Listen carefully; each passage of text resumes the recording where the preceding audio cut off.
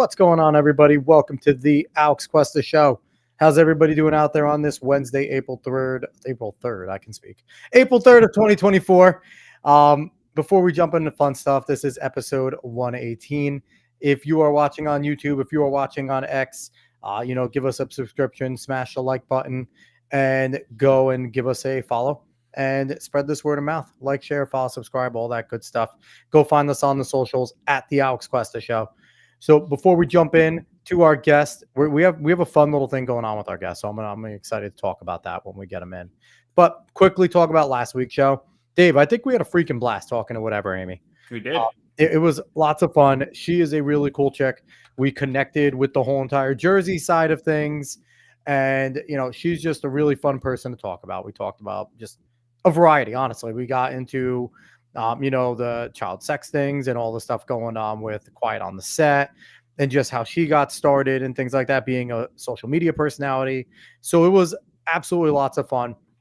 This week, Dave, we're going to get back into a little more politics, and I'm excited to do it because our guest this week, and we will bring him on in, is Rob Noerr.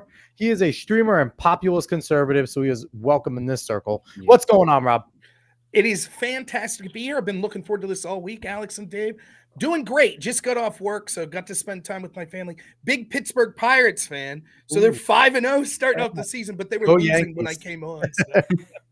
I'm a Yankees fan, so we're kind of in the same boat. We're both off to a super hot start. Dave's a Yankees fan too. So, that's awesome. That's good. We have baseball happiness here. I wasn't expecting that with Garrett Cole going down for us, but it is always nice. So quick question. How much love do you guys have for Andrew McCutchen still over in Pittsburgh? Because love him. Yeah. He seems like a guy that can do no wrong, right? He could go 0 for the rest of the season, which he did go like 0 for 12 to start. But I think he embodies. For me, I'm a Pittsburgh sports fan. Love the Penguins, love the Steelers. But the Pirates have always been my team. They had 20 years of losing season. I used to joke, the losing seasons of the Pirates could drink. They're old enough to drink. That's how many years it was. And McCutchen represented that turnaround. Yep. He was the face of the franchise when they finally had winning seasons, when they finally made a playoff appearance.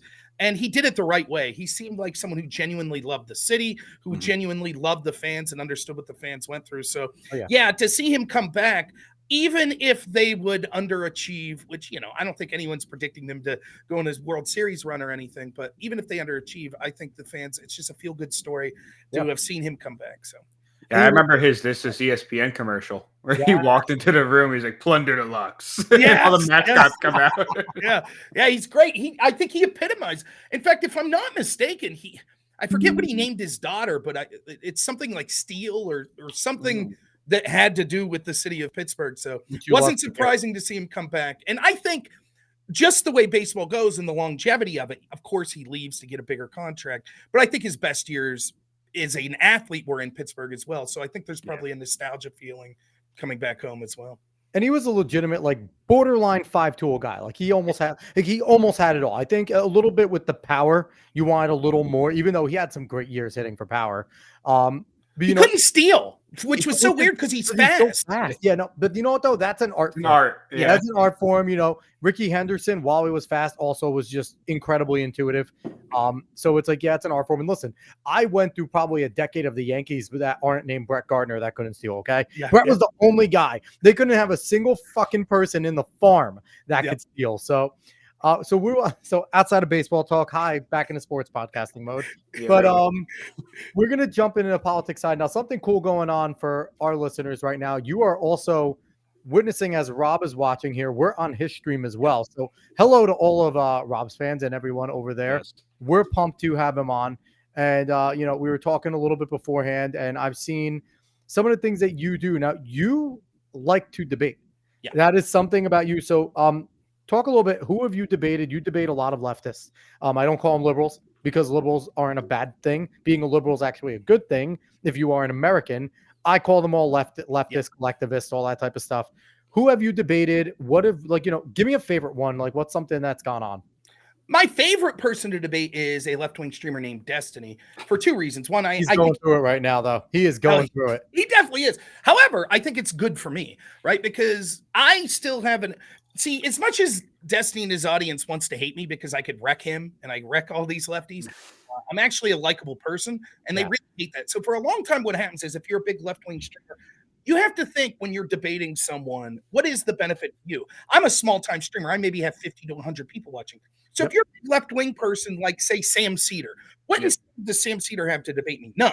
If it'd be like being to use a sports analogy, like if you're a boxer and you hear about this young up-and-coming heavyweight that's just knocking people out, you won't fight him because it doesn't give you a draw. You know what though? There's also a reason why Sam Cedar sticks to like mostly just really staunch retarded libertarians, like not the smart ones, the retard libertarians, because he knows that they're easy to own, right? If you go against a well thought out conservative, or even like a legitimate libertarian like a Dave Smith or Phil Labonte, or even like Michael Malice being like an anarchist libertarian hating everyone, he would get destroyed.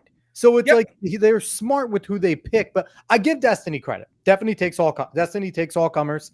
And I thought he was really good on Jordan Peterson. I watched that whole entire interview, and I thought, it's hard to be mean to Jordan Peterson in person, I believe. So I feel like he's so disarming because you're not going to be mean to Kermit. Like nobody is mean to Kermit the Frog. It's like you just don't do that. So he's helping you clean your room. Like, what are you really going to yell at him? Yeah. I mean, for me, it's not necessarily that like a Sam Cedar would be afraid to debate me because he'd think he'd lose. It's that he doesn't see a benefit. Now, the exception that people make, they'll debate someone they think they could wreck. Or here's another thing. If they could smear you with general terms. So, for example, you'll see someone like Nick Fuentes get a lot of debates. Why?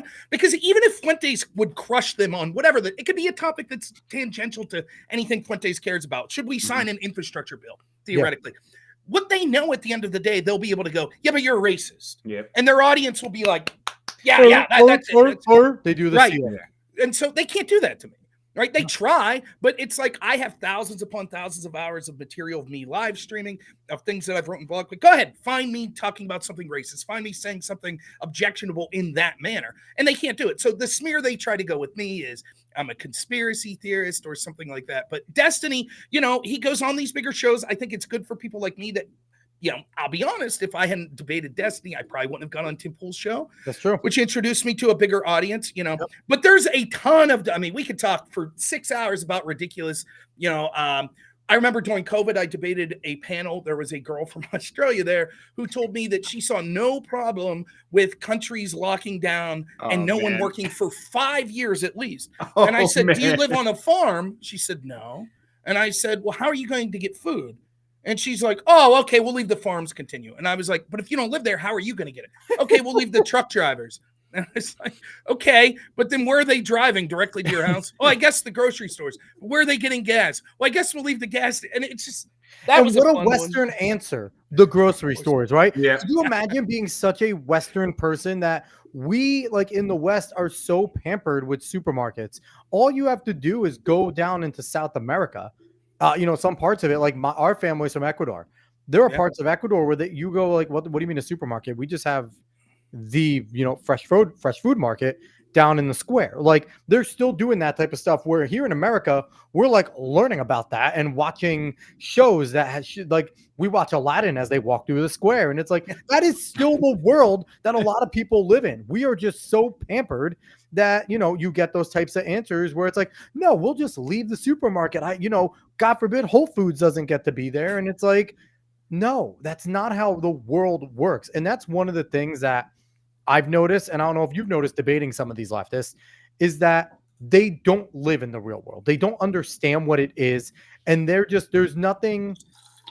narcissistic that they don't understand how to be grateful for where we are and what we have. Like, have you found that that's such like an easy way to like kind of not of course eyes, but like get them like in a way where get them? Of course, we're talking in generalities. There could always be specific, but absolutely, you're right in generalities. The lefties I debate basically aren't people that live in sort of the real world that we live in, like having children, working a 9 to 5, going out into the the real world. And most of them are miserable too. They're just not happy people. I'll give you a slight example. The 2 quick examples. I debated a communist one time, and I said, but listen, I complain a lot about society. I do. I talk a lot about corruption and other sort of issues. I was like, but can we admit that being alive today in the United States of America puts us amongst the most 1% of privileged people that ever existed? And this person looked at me with a straight face and meant this sincerely and said, living in the United States right now is the worst time that has ever been in human history. Well, the issue there is debating a communist is actually debating someone in the far right at this point. When it comes to the far left now. Yeah, with the horse. Yeah, so I mean, how do you engage in someone who's that far out of reality? It's like a simple reading, like Khmer Rouge, like the Holodomor. Like we could just in the 20th century point to a bunch of situations that were objectively worse in every way. Another example I could give: just last week, I was debating a big left-wing streamer named Hutch, and he wanted to. It was supposed to be an interview about Tim Pool, turned into a debate about sort of indoctrination of children in schools, particularly trans issues. And he was talking a lot about these bills that you hear that say, should teachers be forced to tell parents if their kids come out as trans? And this is in a specific example. If your kid asks the school to refer them as the biological sex that they weren't born as, then the parents have to be informed. And so he keeps going into these hypotheticals. But what if, as the teacher, you think that your parent will beat them and blah, blah, blah. And I go through all the hypotheticals. Then at the end, I ask him my hypothetical and was like, let's say that the following occurred. Let's say that your child came out as trans and you're a good parent. You would have got them the therapy or whatever, you're a good lefty, so the drugs and the gender surgery, whatever. But whatever he would consider, the person I'm debating would consider would be good. But because the school never told you, you never got your kid that help. For 3 years, the school knew. And then your kid does the worst and self-harms in a final way. What would you say about the school? And he's like, well, I wouldn't blame them. And I said, do you have kids? And he was like, no. I was like, exactly. That's why you need to shut up, because you don't have any clue what it's like being a parent. And that's just, if anyone, you don't even have to be a parent to understand that level of pain. If the school withheld information that could have led to the safety of your child or the safety of your friend's child or whatever, and they intentionally withheld that, which led to a horrible consequence, you would be rightfully furious. But they don't get it. And the truth is, they want to prescribe like Jordan Peterson talks about this when he's describing George Orwell writing this book, The Road to Wigan Pier, right? He says that the first half of this book is basically he goes to this place, Wigan Pier, where these workers are working in terrible conditions. And that's what the socialists that paid him to write this book were like, of course, that's what we want you to do. The second half of the book is basically Orwell saying, but these socialists don't care about these workers. Exactly. They don't care at all. What the socialists care about is there are people economically and culturally above them. And they want to attack them. And the way to attack them is by identifying with the causes of the people below. But they don't care about the people below. They only care about tearing down. It's the Bernie Sanders effect of economics, right? What is an immoral amount of money to have? $1 more than anyone else. $1 right? more Bernie than Sanders, exactly. Bernie will always be moral. The amount of, I am now a millionaire. It is entirely moral for me to have these millions of dollars. Anyone with $1 more than me, and that's how they believe. They have no love for this world. They have anger for this world. And so they want to project that out onto the rest of us. And what you see on the right overwhelmingly, and again, there's obviously instances where this isn't true, but on the right, what you see is people that want to be left alone, people that are happy, people that want to start a family, people that want to watch sports without being indoctrinated with, whatever social garbage that they want to put down your throat, or want to watch a movie. That needs to end. We need to stop having people that want to be left alone, because then those are the ones that don't get involved, right? The leftists want to be in your house. They want to be telling you what to do.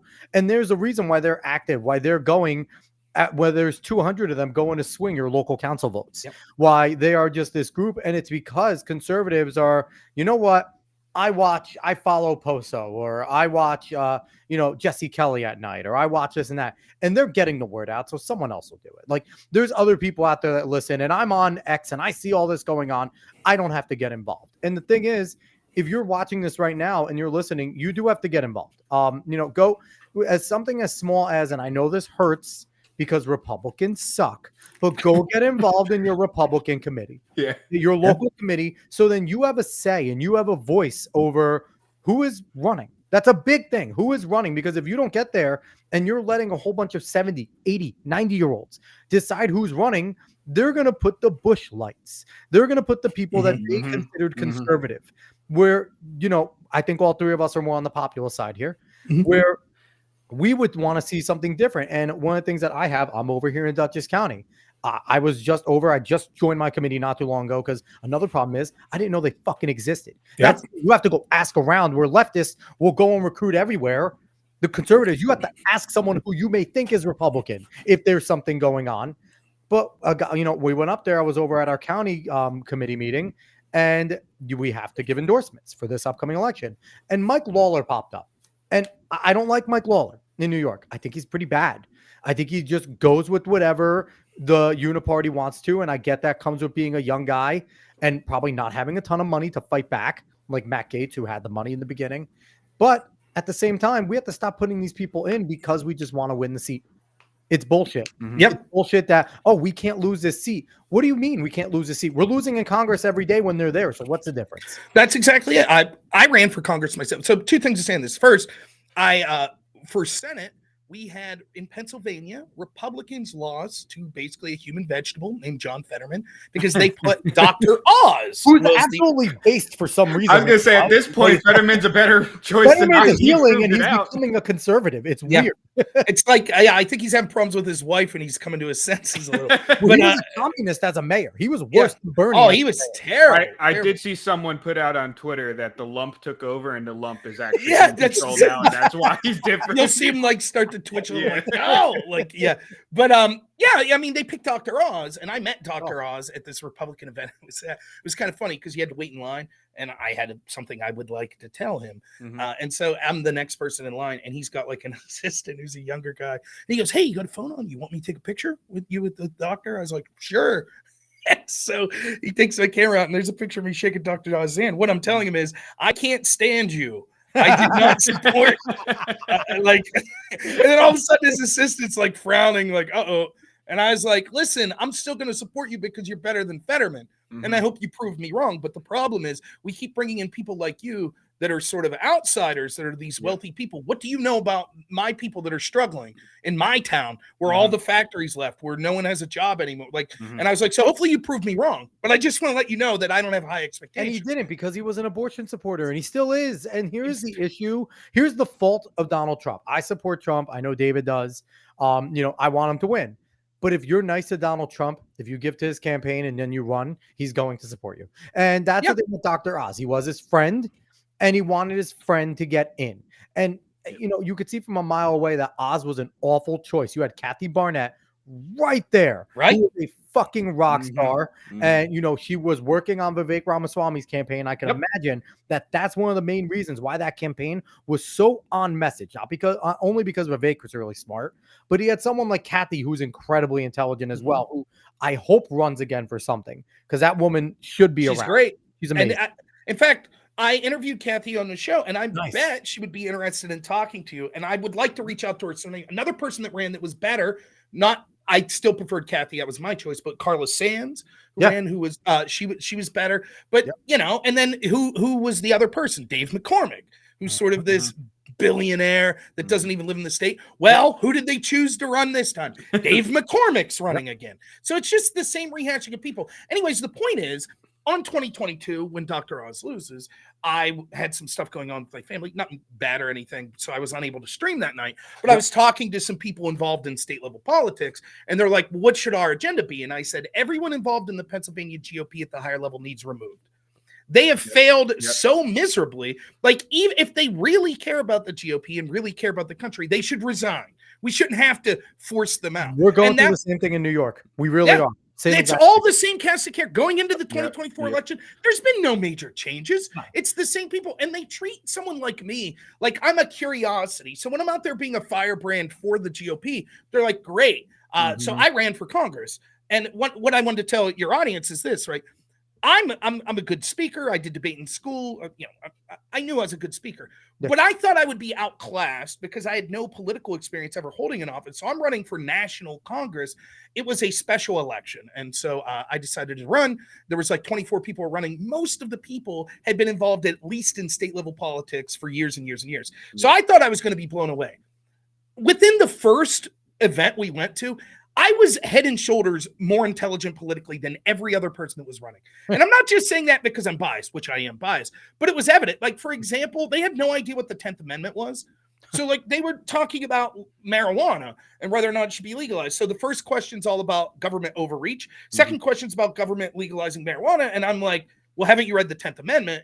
does it mention marijuana in the Constitution? No. Okay, then it's up to the state level. If you want to ban marijuana, fine, run for state Congress. But now what does that have to do with federal? Now you become a wacko because it's like, oh, there's a guy that carries a pocket Constitution. Yeah, So, this guy that cares. Oh man, wait a minute. Like, it should be required reading. Once you get into high school, all 4 years, you should have to read the Constitution in full. At least for those 4 years, because then you would at least have an understanding of it, and not just like what they do in most high schools is let's read the Bill of Rights and let's get to know the Bill of Rights, and then we'll kind of gloss over everything else. And it's like, no, you asshats, no. Yeah. I want to jump here. So one of our chats, we have someone VI99DA. I don't know if that's Vigda. I don't know. So you also debated Vosh. And you got him to admit that he'd be okay with an 8-month-old abortion. Now, Vosh sucks. So we can just get that out there. He's somebody that I wouldn't want on this show because I feel like Vosh is a fake human. I think he is in the Hassan, kind of Hassan Piker area of say what I need to say in order to stay relevant to my audience type of guy. So me and Dave, we've discussed, and Dave's like, nah, I don't want him on here. Like, and I agree. Vosh is kind of. I mean, unless we somehow get the whole show to be a bit about horses and shit, right? That'd be funny. But unless there's some kind of comedic thing to it, it was even. So I would. And then the idea of being on real quick. That a 3-year-old can decide they're trans. You got him to admit that as well. Yeah. And thank you everyone for commenting. We appreciate that. We appreciate all of you there. When I was doing Tim Pool's show, I was supposed to do the morning show. I ended up doing the evening show as well. The morning show is supposed to be a debate show. And so the idea was they were like, we're going to find you. I wanted to debate the Krasenstein brothers. I told them they could both come. That would be fair. Yeah, it still wouldn't be fair for them, but I would debate both of them at the same time. It would be no problem. Destiny was someone who was mentioned, Sam Cedar, people like that. Or Shank, I would debate Shank. Or Hassan. Vosh is someone I wouldn't want to debate at that point. And I've wanted to debate Vosh one-on-one. He won't debate me one-on-one. He pretends he doesn't know me because I've debated him on panels and made him look foolish, so he doesn't want any part of it. And the panel, you can hide. You can meme your way through it. You can hide behind other people. One-on-one, that's harder to do. The reason I wouldn't debate Vosh now is I think he's earned stewing in his little horse-addled world. I don't want to go on Tim Pool's show and talk about politics and help him matriculate out of that. You go ahead and simmer in the world you've created, sir. I have nothing to say about it as far as I find it grotesque, whatever. He could do what he wants. Aside from all that, why I find Vosh despicable is 2 things. One, because he accuses others of what he does even more than the average Democrat. So he uses this term stochastic terrorism. And he'll say anyone, for example, that talks about like we have a problem with saying that 3-year-olds can transition. That's really inspiring people to commit terroristic acts. Iron law of woke projection. James Lindsay says it all the freaking time. That's right. Now, I happened to hear Vosh on a debate talk about the people Patriot Prayer. These were people that would protest, have permits to protest in Portland, Oregon, who are a right-wing group. Famously, there was an incident where they did a protest and one of the people were leaving and an Antifa member shot him and killed him. He killed his then interviewed later. That's right. So Vosh is then having this discussion with this lefty, and they're talking about, he's saying like, we need to arm ourselves, which I actually don't have a problem with. I'm in support of the Second Amendment. I have no problem with people that I disagree with politically saying we too value our rights to self-defense. Perfectly fine with that, right? Absolutely. But then he starts saying, wouldn't you have stopped Hitler before he came to power? That's what's happening now with these right-wingers that have a trans genocide. It's like, okay, what do you say? Then he flat out says it. He says, I want a world where people could take shots at those Patriot Prayer fucks out their windows. So he's literally calling for the shooting, which then like a day later, some dude gets, now Vosh is saying this after that dude got shot. I don't know if he realized that dude got shot or not. But the point is like, how could you accuse others? For example, I decry all political violence. If there's right-wing political violence, I'll call it out. I don't have the time of day for it. Yet he will call for political violence and it will occur and he'll say, that's not my fault. But if me who decries political violence, if I say, I have a problem with teaching kindergartners, about trans issues, he'll say, oh, that's stochastic terrorism. Now you're responsible for any violence that occurs against trans people. So I hate him I hate him. And I find his messaging to not just be wrong, but to be irresponsible to the point where it could radicalize people to do terrible things. And the other thing is the way he debates, he had this debate with this communist, who I'm not a fan of their politics much either, named Jackson Hinkle, and it was about Jackson serious. sucks. Yeah.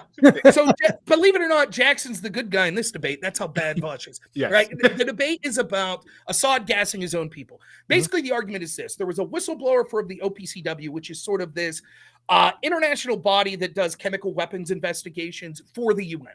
And so they send this group in to Syria, and the group comes back, and the head of the group's like, we don't see evidence that Assad gassed his people. Like, they're basically intuiting it might have been staged. Right. And so this would look really bad for the United States and the West, who then bombed Syria in response to this. And so they basically fired the whistleblower, brought in a new guy, and the new guy was like, yeah, Assad did this. And so Jackson's argument is like, we don't have evidence that Assad gassed his people. And Vosh's argument is, yes, we do. Assad's a bad guy. And if you watch that debate, I reviewed this debate. There's something very interesting that happens like 2/3 of the way through the debate. Now, Jackson's entire argument's hinged on this one whistleblower. Vosh just says unprompted, yeah, but you read that afterwards that whistleblower agrees with me. He ended up writing that actually he agreed. And Jackson stumbles. He's like, oh, because that's it. The debate's over. Then Jackson, right? But luckily, Jackson's then's like, well, can you show me that source? Exactly. And Vosh is like, moving on to the next topic. Now, what he did there, and it's something incredibly unethical that him and many people on the left do a lot, which they'll just wholesale make up a lie, just completely lie. And there's no, if they get called out in the lie, oh, just a mistake moving forward. If they don't, well, then we win. Exactly. You know, Trump said drink bleach. Trump said Nazis are good people. And they know that a plurality of people will just hear their allegation and believe it. And then people like me that over and over, I'm like, that's not what happened. Let's go through the script. Let's see what they said. It doesn't matter. And so to me, that illustrates, I think Destiny is, and many other people that I debate in the left are biased incredibly much. And their bias comes from one thing. Their entire political view is orange man bad. So they might be a liberal, they might be a Democrat, they might believe in socialized medicine, all of this stuff, whatever. They're willing to throw that all away to take down Trump. That's just the truth. Which is wild because Trump is a Democrat. If you go back into the late 90s, Trump is a Democrat.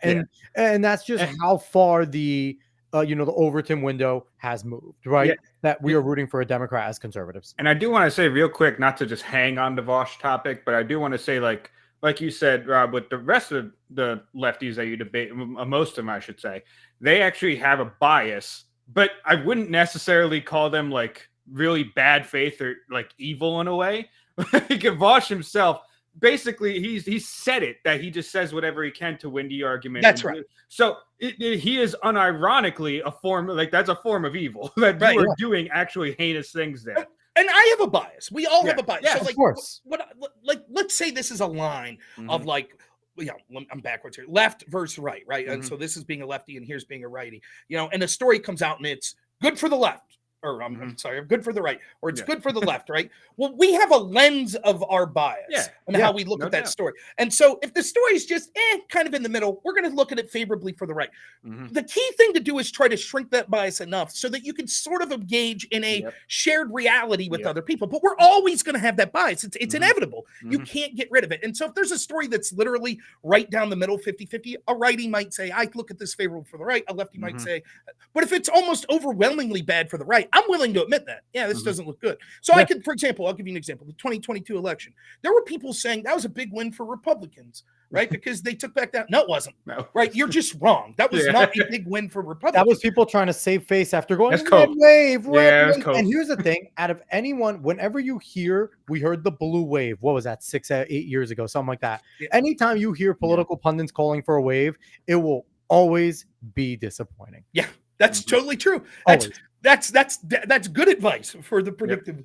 But so I don't have like Vosh is, like you said, once you're willing to admit, like, I'll straight up lie to you, just on my side. But what's the utility of debating something like that? Now, I think that most of these people I debate on the left, someone like Destiny or these other people, like I said, they hate Trump so much that they make that. And do you ever notice, like, when you're talking to someone who views everything through the lens of race? So if you're debating Ibram Kendi, for example, they're going to assume everything you say has to do with race. Good luck getting him to debate, by the way. Well, of course. Yeah. But if you could take an innocent sports fan and be like, I'm cheering for Iowa over LSU in the women's game there. They're like, oh, racist. Yep. And you're like, what? Yeah, you're racist. And the reason is they're projecting because they look at everything through the lens of race. That's true of Trump as well. Now, I'm not going to say that there aren't people on the right that have an over infatuation with Trump and will never criticize. I criticize Trump all the time. Oh, there's some people that are like, listen, the far zealot maggots, I was going to call maggots, but MAGA people are annoying. They are annoying. They're as annoying as the Simps were, but they're also not any less annoying than the Obama zealots were. Right. It's like we didn't live through the Obama when he was first coming up, when you had people orgasming on freaking screen with Chris Wallace, not Chris Wallace, Chris Matthews, when he was having an orgasm shiver up on his screen, shiver up his leg. And then you had people like fainting like he's Michael Jackson. It's like, we forget, everyone's like, oh, it's such a cult for MAGA. And it was like, I feel like Obama was even worse. I had to see that damn tan suit picture again on Twitter like yesterday. I couldn't believe it. I was like, how are you still pushing this? What a gaslight. Yeah, what a gaslight situation that was. But yeah, so it's certainly true. But the reality is the people that are focused on Trump way more are the left. Everything in their life politically centers around Trump. So they assume that of us. So for example, my big issue that I talk about is I'm a single issue voter. I think corruption is the biggest issue because if we have institutions that are unelected behind the scenes, like Chuck Schumer said, the FBI, you can't criticize the FBI if you're Trump, the most powerful elected free world leader in the world. You can't criticize this agency that you're in charge of because they'll find 6 ways of getting back at you. That's ridiculous.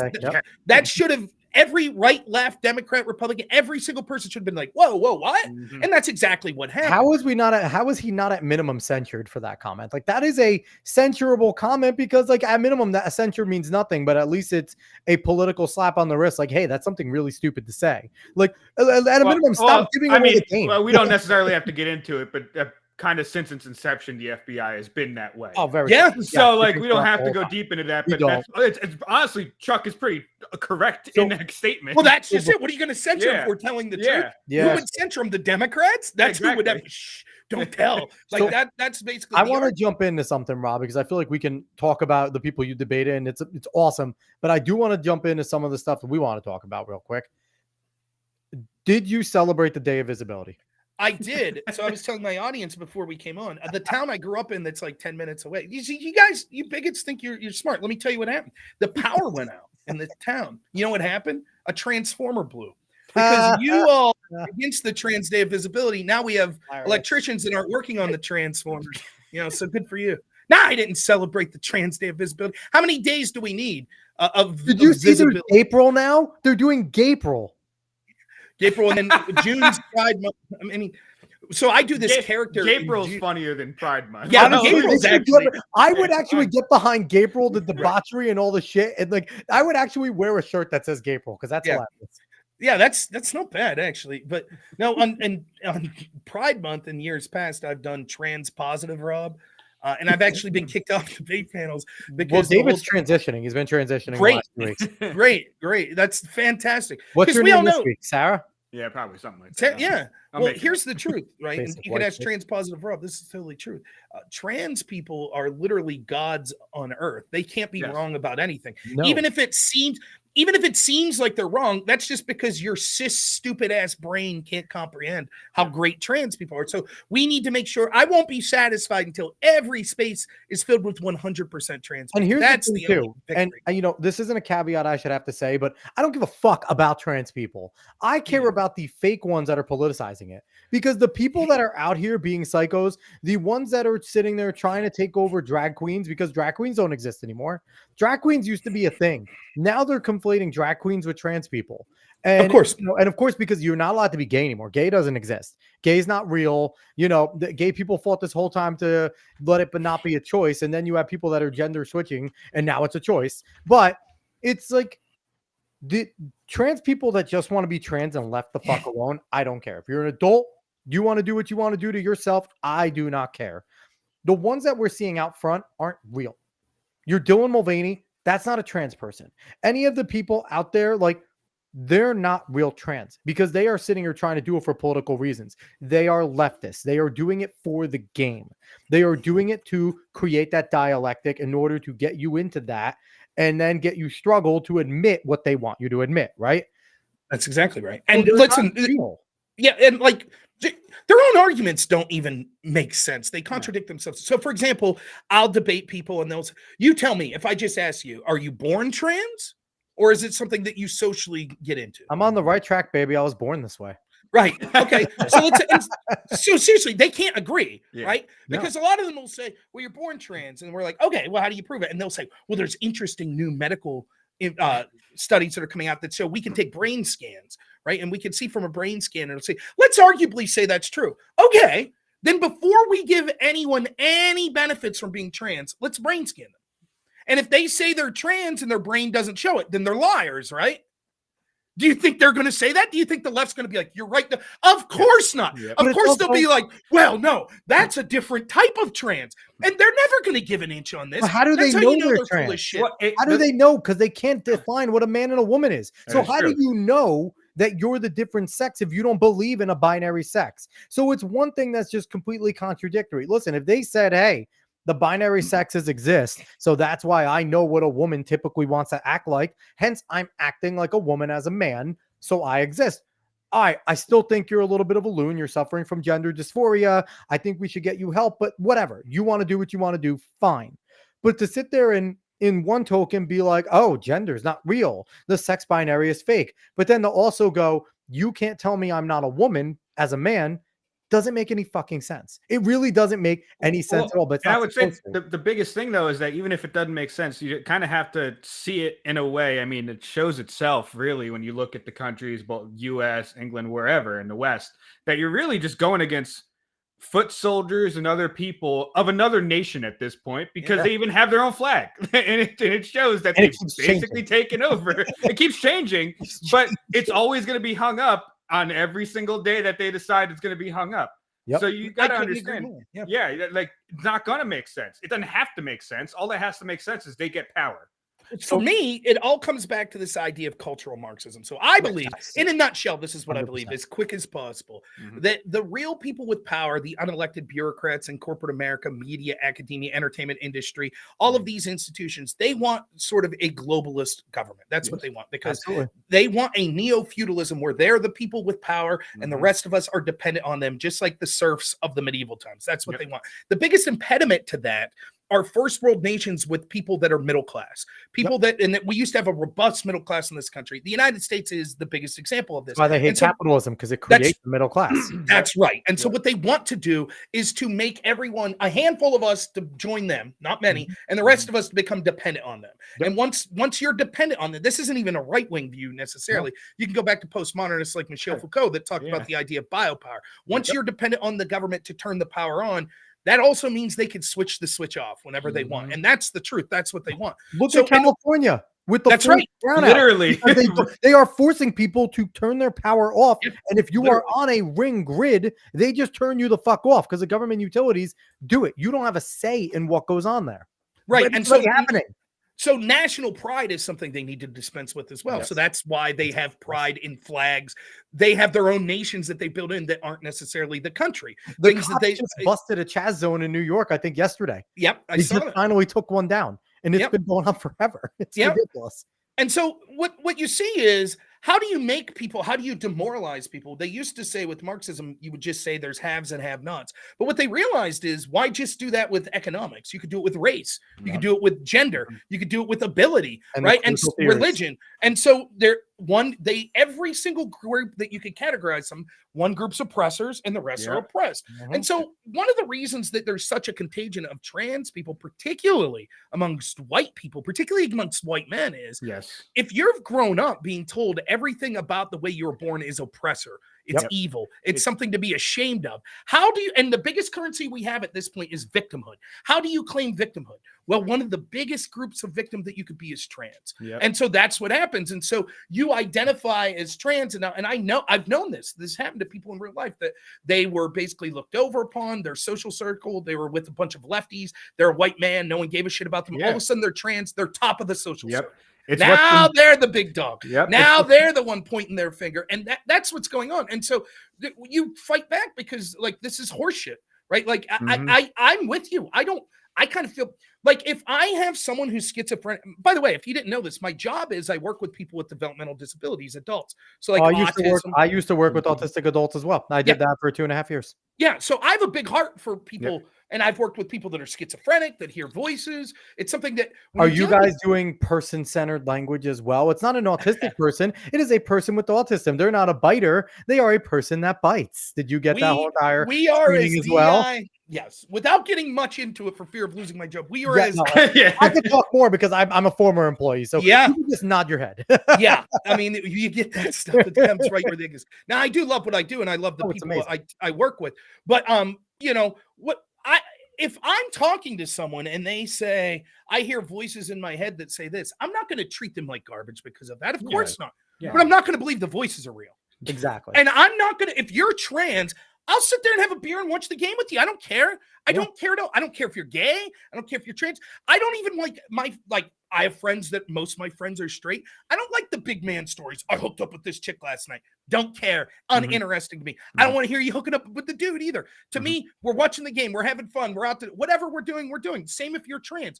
The problem we all have is that you're taking it further. You're not saying that you want to be tolerated. You're saying that you want to be celebrated. And I'm not celebrating the schizophrenic like, yay, your voices are great. That's fantastic. No, it is a social contagion. It is an illness. It's something that we shouldn't glorify. It's something that we should seek to treat, and to not treat people like crap that happen to have this affliction. But we shouldn't be encouraging people that don't have the affliction whatsoever to claim they do, because now there's social benefit, and that's what's happening. And there's a reason behind it. And I and DEI. It's what you described as the I and DEI in your cultural Marxism was what Gramsci described. He didn't coin the long march through the institutions, but it's exactly what he talked about, which getting through there. And he was a devout Marxist because it is a religion. So yeah, sorry, Dave, I cut you off. No, you're good. I did want to say you really hit on one term that's specifically very apt to describing what is going on and why, you get the whole basically incel the trans pipeline. That's a phrase thrown around. But celebrated. That is the one, because as a normal person, as a white man or whatever you want to put it, you're not celebrated ever. And that's not a bad thing. Really. No. You're not celebrated much, and that's not a bad thing. That's a normal thing. Well, men aren't celebrated typically unless we do something of merit, which is how it should be. Which is where every other group, we have to celebrate them because they don't do shit. Honestly, my thing is, if you feel the need, and I'm getting so tired, and this is an off-topic rant real quick. I am so fucking tired of having days dedicated to jobs or weeks dedicated to jobs. If your job was that important, you shouldn't have to tell us to appreciate you. I'm tired. Listen, nurses, I'm tired of you. I'm sorry. Nurses do a lot of really good shit. They do. They're awesome. They're needed in the medical field. But if you need to sit there and if social media is blown up that we need to appreciate them, then maybe you're not as important as you think you are. If you're forcing appreciation, and I hate all of it. I hate all of the appreciation weeks. We went through a show one time, Dave, about the dedication days. They're all stupid. I hate the history months. I think they're all dumb at this point. So I'm tired of all of it. And I'm one of they're heroes. And I'm one of the remember under COVID? Here's a story for you. They're heroes. My father-in-law is a truck driver. He kept working. He was the one making sure. Are you a hero? Where was the truck driver hero? No, what happened was when you got pissed off in places like Canada, they treated you like a damn terrorist. Well, there was no talk of heroes there, right? Yeah. That was terrorist. Right? But the nurses doing TikTok dances, heroes. And the thing that we learned during COVID is everyone that used to work is essential. Because our economies all got fucked. So the essential workers just working didn't help us. Because you know what, too? Those Home Depot employees and those Lowe's employees were really essential. But your small business wasn't. But those big box stores, they were all essential. Yeah. Which is, one of the things that, we learned. And I talk to a lot of normal people in my job. I'm a driving instructor. You sound like a robot. I talk to normal people. I Zuckerberg did. Hi, you normal people. How do you do? Is this what normal people do? But so I talked to a bunch of normies in my job as a driving instructor. And, a lot of people are saying, I've heard them say, COVID was the switch when they realized they should hate the government. That, the forced injection and the lockdowns are the switch. And, and to touch on your thing with masculinity, I am around a lot of 16-year-olds because driving instructor, I'm teaching them how to drive in the state of New York. 16, you can get your permit. 16 and a half, you can get your license after you get that 6 months after. And one of the things I talk to a lot of these young girls, and they complain that guys suck. in their age. Like they all suck. And then I say to them, I go, but they're not allowed to be masculine. And they're like, they kind of pops. I'm like, you know the term toxic masculinity? They're like, yeah. I'm like, they were taught that it was wrong to be guys their whole lives. It's really funny that 16-year-olds know the term toxic girls masculinity. Here's the thing: the girls of this generation are annoyed by it. And I said, I'm like, part of it is your guy's fault. Stop telling a guy he's a creep if you say no and he tries to ask you out again. Don't put his stuff on the internet. Don't do all these. And they're doing these things to guys. And I'm not saying, listen, the guys that are folding, becoming trans, they were the weak males anyway, right? Sure. They were the ones that were probably going to be the weak males anyway, but they never had a chance. Back in the day, the weak males still got a wife, still had some kids. They were just a guy that got pushed around in the office, but they still did masculine things at some point. Now these guys are being told they're wrong their whole lives, like you said. And it sucks. So the Day of Visibility is amazing. I think we should all celebrate it. And it happened to fall on Easter Sunday this year. Now, I know a lot of people were saying that there was a conspiracy. I did look it up. The Day of Visibility has been on the 31st, I think the last at least 2-3 years. So while it's a stupid thing, it was coincidental. Now, are they mad that it landed on Easter? Absolutely not, because Marxists are atheists. They walk in the same, and they are extreme narcissists. But one thing that I love fucking with Western atheists is, and Rob, you might want to have fun with this at a debate, just tell them all that they're Judeo-Christian. They all are. Because that's where we get our values from. That's where we get our laws from. So their morality comes from Christianity, whether they like it or not. Well, did you see Richard Dawkins here? The interview he just did like 2 days ago, where he's saying, like, I like living in a Christian culture, culturally. Yeah, of course. Right. And it's because you can say what you want. To be fair to Dawkins, he's had that position for a long time. That's true. But that is accurate. That is stance. Yeah, and it's like, I completely agree. I mean, to me, the funniest thing about that statement, I mean, yeah, my initial reaction is like, oh man, Biden specifically chose this day. But you have to, we're not like the left, right? We're not going to sit there and say Biden said drink bleach. Biden said Nazis were good people. No, we don't have to. He will anyway. That's right. Anyway, we don't have to make it up. He does it himself. Right. Like that's the difference, right? They have to make these scandals up about people that we might consider voting for. For them, they have to pretend Biden's not sniffing little girls' hair and, shit like that. So, I will be honest, though, I'm not going to sell my integrity. Yeah, I don't think Biden specifically chose this day. It's been a day that's been chosen. Easter, maybe you're not religious and you're living under a rock. Easter does not fall on the same day. It's always a Sunday, so it will change the date. But so he did make the choice to bring it up over Easter as a... Well, did he? Right? Because that's the story. The story is when the media confronts him and they're like, hey, you put this statement out declaring, what did he say? No, I didn't. And so the question, he's a liar. The man's been a liar his whole life. And I don't care about the senility side of it. I really don't.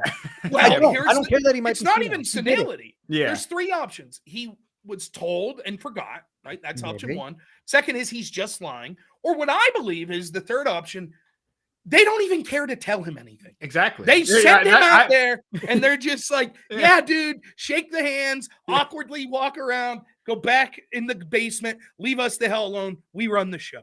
That's why Biden was actually the perfect Democrat candidate because, like Chuck Schumer said, the government's not actually ran by the president. It's ran by all these people that you didn't elect behind the scenes. And so Trump found that out quickly. That's right. So what better person to have as your front runner is a person who literally has dementia, who literally doesn't know where he's at. So you can just... I don't give him a pass. I don't give him that pass. I think that he did it and maybe forgot that he did it. My thing is, it's not a pass for me. I don't see it as a pass. Biden's always been terrible, but just because he's always been terrible doesn't mean he's actually has the ability to continue. And I think it's more of Jill. I think Jill might be absolutely evil. And I could see Jill being in his ear with a lot. I think she's also a fucking moron. We've heard that plenty of times that Jill Biden. I mean, Dr. Jill. That is Dr. Jill to you. But so I don't know. I think that he was okay with it because we also got to remember the guy's a raging racist. The guy is a absolute leftist. And I've said for years, Dave, a lot of people are like, oh, the Democrats, they were never like this. Fuck that. They were always socialists. They were always this way. What happened is, and I've put this theory out there before, the squad has forced them all to take their masks off because the squad accelerated things more than they wanted to. Nancy, Chuck, the old guard was very happy at chip, chip, chip, chip, chip, go slow, maintain our power, maintain. And here comes a squad going, hey, commie for me, commie for you. I'm going to take your shit. There's nothing you could do. And Nancy's like, guys, shut up. And now the party's become AOC. I got to say, I'm very impressed. I say this all the time. I've never heard anyone else say that. That's what I've said. When you see Nancy Pelosi and AOC argue, it's not that they disagree. It's that Nancy's saying, shut up. Stop telling them what we want. Yes. And I don't know how much the squad accelerated. I definitely think that's true. But to me, the biggest acceleration was the election of Donald Trump. Yes. Because I do believe the reporting that you're hearing that Hillary was like, oh shit, we're screwed.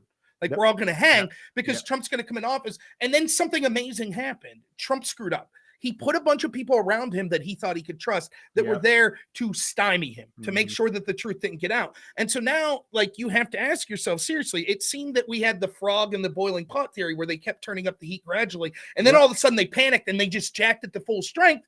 And we're like, we're all going to get in a lot of trouble. And then they didn't. And they're like, oh, now we could just be openly corrupt. Yes. We could literally, and that's what's happening. They're using lawfare in ways like, is there any doubt in anyone's mind at this? No, you froze for a second. Where'd you go, Rob? So all in Rob, against Trump. Oh, there you go. You're back. You froze for a second, Rob. Oh, sorry, but yeah, I was just like, we can openly see the corruption now, and it's more open than ever, and so they don't have to hide behind closed doors, and so you're seeing more like they'll just the gaslighting to me is just in epic proportions. Well, they'll say things like, you know, Biden is like you'll listen to Buttigieg talk. This is like my impression of Buttigieg. He's like, yeah, I was talking to all these train engineers. Like we brought the 10 greatest train engineer minds in the world together. Is this one of his 5 press conferences? Because the guy has been at work for fucking 4 years. Right. Well, he's pushed out baby after baby. That's so right. The poor guy's still sore. You know, so like he's like these smartest engineers in the world. They can't keep up with Joe Biden. He's so smart. He's just like, you know, this guy's more. He's like Robin Williams in stand-up. You can't keep up with him. Right. And like and Karen Jean-Pierre saying the same thing. Yep. Apparently Biden has the terrible misfortune of every time he's in front of the camera, he looks like a dementia-addled old man. But as soon as the camera goes down, he's doing cartwheels and he, you know, chin-ups and he, you know, it's just bullshit. They're lying. We got a hidden camera and it's an act.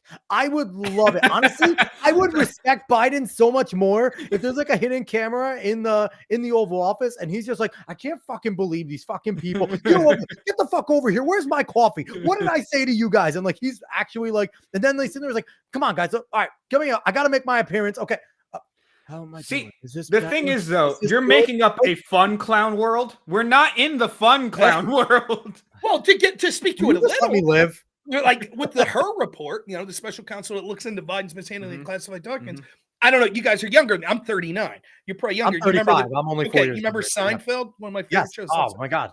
Okay, so you remember the episode where like Jerry finds out that his uncle and his parents go into the bookstore and like steal batteries, and then when they get caught, they're just like, "I'm an old man. I'm confused." I thought, like that was Biden's defense, right? He got caught dead to rights, classified documents, not just mishandling them, but acknowledging that he was mishandling on tape, and then reading the classified material to his writer. Everything they accused Trump of, except far worse, on tape, dead to rights. Then his ghostwriter tried to delete the evidence, got caught doing that. Everything worse than what they accused Trump of, right there in black and white. But the guy's like, well, we can't prosecute him because we feel that a jury would be sympathetic because he's just a confused old man. And he's the ruler of the free world. Nuclear codes in hand. But we could, Magoo. re-elect this guy for 4 more years. But he, like literally, he could commit. They always said like Trump. What if Trump shot someone on Fifth Avenue? They would, you know, his supporters would fall. Literally, the precedent now with Joe is we can't charge him with any crime because he's a dementia-addled old man who can't be held responsible. It's literally insane, and it's right out there in the open for everyone to see. So, Rob, here's one thing I want you to ask next time you're debating a leftist. If they ever bring up the switch theory, because I hate the ideological switch theory. I think it's the biggest bullshit. But don't necessarily argue the merits, because we all know no senators really switched outside of Strom Thurmond very later. There's no evidence that voters change. I've actually been doing a lot of research into this, and there's no evidence that even the ground voters changed, right? They all stayed blue up until basically Reagan. Reagan was real switching point there. Right. Ask them, okay, let's accept your theory. Who do you guys claim? Who's on the left anymore? Do you still want FDR? Do you still want Woodrow Wilson? Or are those ours now? Now, we don't want them. We know they're assholes. But The thing is, like, when you're debating them, put them in a bind with this and be like, so who do you want? Because now you just lost some of your idols. The people that you want, like, okay, Malcolm X is ours. That he was on the left. Right. He was and so I would love to see an answer right there, how they would handle that. Because even if they say, well, the Northeast, be like, oh, Stephen Douglas, that racist piece of shit. Have you ever read the debates with him and Lincoln? So it's like, I would love. LBJ himself allegedly said, "I'll have these N-words voting." LBJ probably dropped more N-bombs than every rapper known to man. Like, I could see that being a thing. Like, well, this is just it. Like, when you're a cultural Marxist, it comes from this postmodernist tradition. They don't believe truth exists. If your audience wants to see an example of this playing out, for me, I debated this a lot in college. I was a debater in college, right? So I heard postmodernism a lot. I'm going to say the joke. You were a master debater. I was. I got a story about that here in a minute. But if you go back to the Kavanaugh, stuff, and listen to Cory Booker when he's talking, and he keeps saying, Christine Blasey Ford is here telling her truth. Yep. He's telling her truth. What does that mean? Her truth. There is the truth. Her opinion. It's her opinion. And that's what they don't believe in the truth. So if you don't believe in the truth, it doesn't, everything's just a power game to them. So you could be like, you don't even have to go back that far. They could be like, oh, well, this person allegedly wore blackface, so they're out. This right winger, that's terrible. Except Trudeau, Jimmy Kimmel, Ted Danson, Sarah Silverman, like all these people, icons of the left. Yeah, somehow Howard Stern's a moral authority lecturing Trump supporters on what is decent. And all he did was have porn stars show their boobs and use a vibrator all the time. Right. The Sybian became famous because of Howard Stern. Kids, go look that up. They used to have countdowns. They would have girls come on the show and have countdowns till their 18th birthday. Yes. And you have girls go on there, all of them show their boobs and be like, oh, I'll get you a boob job because I like the way you're sit. Right. Look, the guy's a fucking pig and a half. Right? Now, we didn't get on the right. Live and let live. I don't like it. I won't watch it. Whatever. And sometimes he was funny. I'm not gonna lie. Right. Sometimes Howard Stern was funny. Sometimes he had great guests. And I'm not gonna lie. As a kid, he was on E. I would watch the blurred out version every once in a while. I was a young man. No, I'm with you. But the way they could pick and choose. So of course it doesn't make that. Like, they don't, in their head, it doesn't have to logically make sense. They'll pick and choose whenever, because when I tell people this all the time, when they're hypocrites, it tells you two things. It tells you, oh no, not again. Not again. Okay, there you go. You're back. Oh, I'm sorry. No, you're good. It might be us. They don't believe in what they're talking about, but they know you do. Let me give you an example. Kids in cages. Now, Joe Biden himself and Kamala Harris said that it was a human rights abuse that Trump had kids in cages. Then they come into office, and within a year, there's 4 times more kids in cages. They themselves, Biden was the one that had them put up with Obama. It was under the Biden-Obama administration that they were used more than anyone. That's right. So now we have 4 times more kids in cages. Now, I knew the truth during the Trump presidency. The truth is this. What happened was the Ninth Circuit Court of Appeals they're super left-wing, and they wanted to do something very clever. They want open borders. So they're like, here's what we'll do. An adult comes through with a kid, and we'll say, well, you can't detain that kid with the adult because something bad could happen. And most of us would go, okay, reasonable point. And they'd be like, but you can't detain the kid on their own. You can't detain kids. And you're like, okay, I guess. But then you can't detain the dad and let the kid go free. That would be separating. That would be terrible. And so I guess the only solution is we have to let both the dad and the kid through. Now, even the Obama-Biden administration was like, no, we're going to detain both of them separately. Obama was actually pretty good on the border compared to what's going on now. He was great on the border. Of course. And so you can understand. Basically, it's one of these things come up in politics. There's no good answer. If like any of those answers suck, like you have to do something. We can't have open borders. I don't want to see a kid anywhere in the world suffer or be in a cage anywhere. And they know that. The left knows. Now the left doesn't give a shit. They'd take 1 million kids in cages if it meant winning an election. Would not give a shit. In fact, they're opening up the borders and letting kids get raped every single day by coyotes, and they do not care. And do you remember when Trump mentioned the coyotes, and everyone on the mainstream media was like, oh, what does he mean by coyotes? What, is he talking about the animal? And it's like the playing dumb, and maybe not playing dumb. Some of them are really absolutely that dumb, but it's like you said, they don't care about objective truth, but they also have no religion, right? Even the ones that say they're Christian, if you have a religion, it might not be Christianity, but there is truth in religion. If you follow a religion, you are learning some objective truth. Therefore, you believe in an objective truth. So these people, like I mentioned before, they're Marxist, they're leftist, they're atheist. And that's where you can get the your truth. They are postmodernists, like you said. They play these word games, and that's why they're always reinventing words. That's why now, they're not criminal aliens or even illegal aliens. They're newcomers. Let's welcome the newcomers. And it's like, let's fucking not. Well, let me give you not. This is a great, right? So here's another thing. Like this actually, there's a left-wing lawyer I debate a lot online, right? And so like here's two things that he legitimately believes. One, he defends the Colorado court case that tried to get Trump kicked off the ballot. And many Democrats, probably millions of Democrats defend that. In that, it says you have to argue that January 6th was an insurrection, and you have to argue that Trump engaged in it. Which he was never charged for. Okay, so let's take aside the question of whether or not it was an insurrection. Let's concede for the sake of argument it was. How did Trump engage in it, right? And this is the evidence that the Colorado court did. They were like, well, when he says fight like hell, we know that he means literally fist fight. And so it gives two quotes. The second quote it gives is, this isn't verbatim, but he basically says, we have Mitch McConnell and he needs to start fighting. And until he fight, so what? I'm supposed to believe that Trump was like, Mitch, put your brass knuckles on and get out there. So here's also the question: when is Steven Crowder going to be locked up? His whole entire slogan is "Fight like hell." Right. That's his whole slogan of his show. So I'm wondering if they're going to sit there and put Steven Crowder in handcuffs and wheel him in and find out what I wouldn't be surprised. Well, at this point, yeah. Like, I mean, I'm not talking about anything like Steven, okay? But to finish his point, so Trump then famously said, go be peaceful, right? And the court said, and this person I'm debating in particular says, we know when Trump says be peaceful, he actually means the opposite. That's a coded language to his crowd to go be violent. Okay, now keep that in the back of your head. Now let's go Jabal Bowman. Jabal Bowman was this dude that pulled a fire. Now, why does this story matter? Just real quick for your audience, the reason this matters is one of the charges they're getting with January 6 people is the charge of delaying an official proceeding. Now, that's exactly what this Democrat Congressman Bowman was doing. There was a vote coming up that the Democrats wanted to delay, so he pulled a fire alarm. Now, video came out that proved that he wasn't pulling the alarm to get out the door, as absurd of a defense. He ripped off the signs to begin with, too. Right. Yes. So they got him dead to rights, but they didn't charge him with delaying an official proceeding because there's a two-tier justice system. Anyways, that wasn't even this person I'm debating. I'd set this up for a month, right? Because I knew what was likely to come out. Yeah. He had said that lying to police is a serious crime that needs to be charged, right? He had said that there was no possible chance that Jabal Bowman pulled that alarm and didn't intend for the alarm to go off. That's what this lefty is. Okay. When I debate the lefty, when all the information comes out, I said, here's the police report. Yep.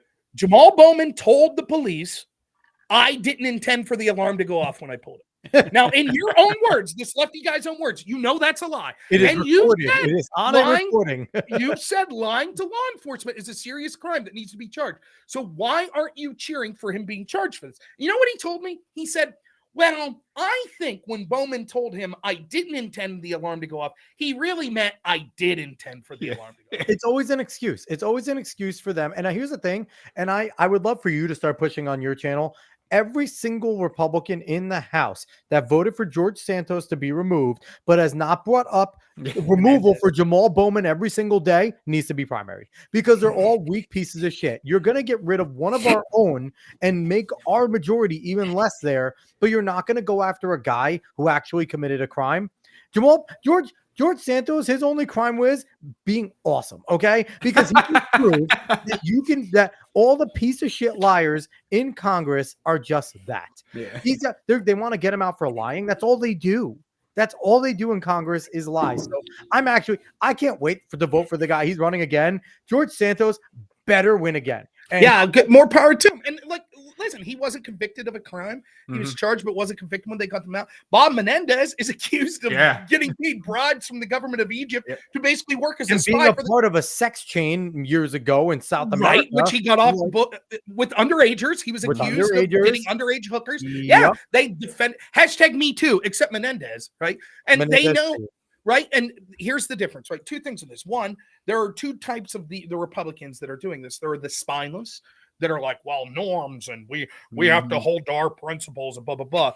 And then there's the leadership of the Republican Party. The leadership of the Republican Party hates populism in their own party more than they hate the Democrats. They don't hate fact, the Democrats it's a at all. uniparty at They're the top. That's leftists. right. They are leftists. Mitch That's- McConnell, John Thune, That's right. all those motherfuckers, Cornyn, Lindsey yep. Graham, all them, they are leftists. Jeff Flake and McCain when he was there.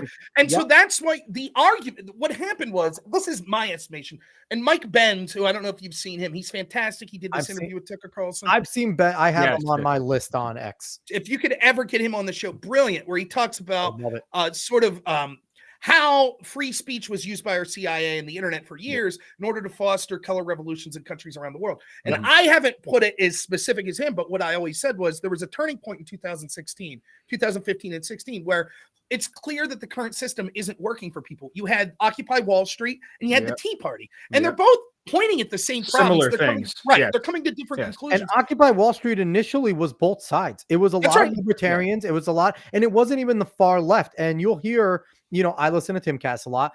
Tim Pool was there. So was Luke Rakowski. And they would both say at first it was a lot of moderates. It was some Republicans, some conservatives, some leftists, but it was a lot of people that all agreed that the system is fucked and that it needs to be changed from the top. And then the Black Bloc Antifa, they were called Black Bloc, and people are old enough to remember that because they modeled themselves after black shirts, after communists and fascists and things like that, and their tactics. And they came in and they started rallying all of the same things we see today. Division, things by race, things by sex, and started making more of divisions outside of just the economics, right? And they basically killed, any momentum that, they had going on over there. So, no, and what happened then is 2015-16, I think that the leaders in sort of the Western world understood that there was a lot of pressure rising up in their own countries. So you needed to release that pressure. So what was it? We'll give the plebes their stupid vote on Brexit, and we'll give the plebes their stupid vote on a populist candidate, Donald Trump. Now, it couldn't be Trump versus Bernie. They didn't want that. No. But Hillary had they all said it. Hillary had a 99% chance of winning.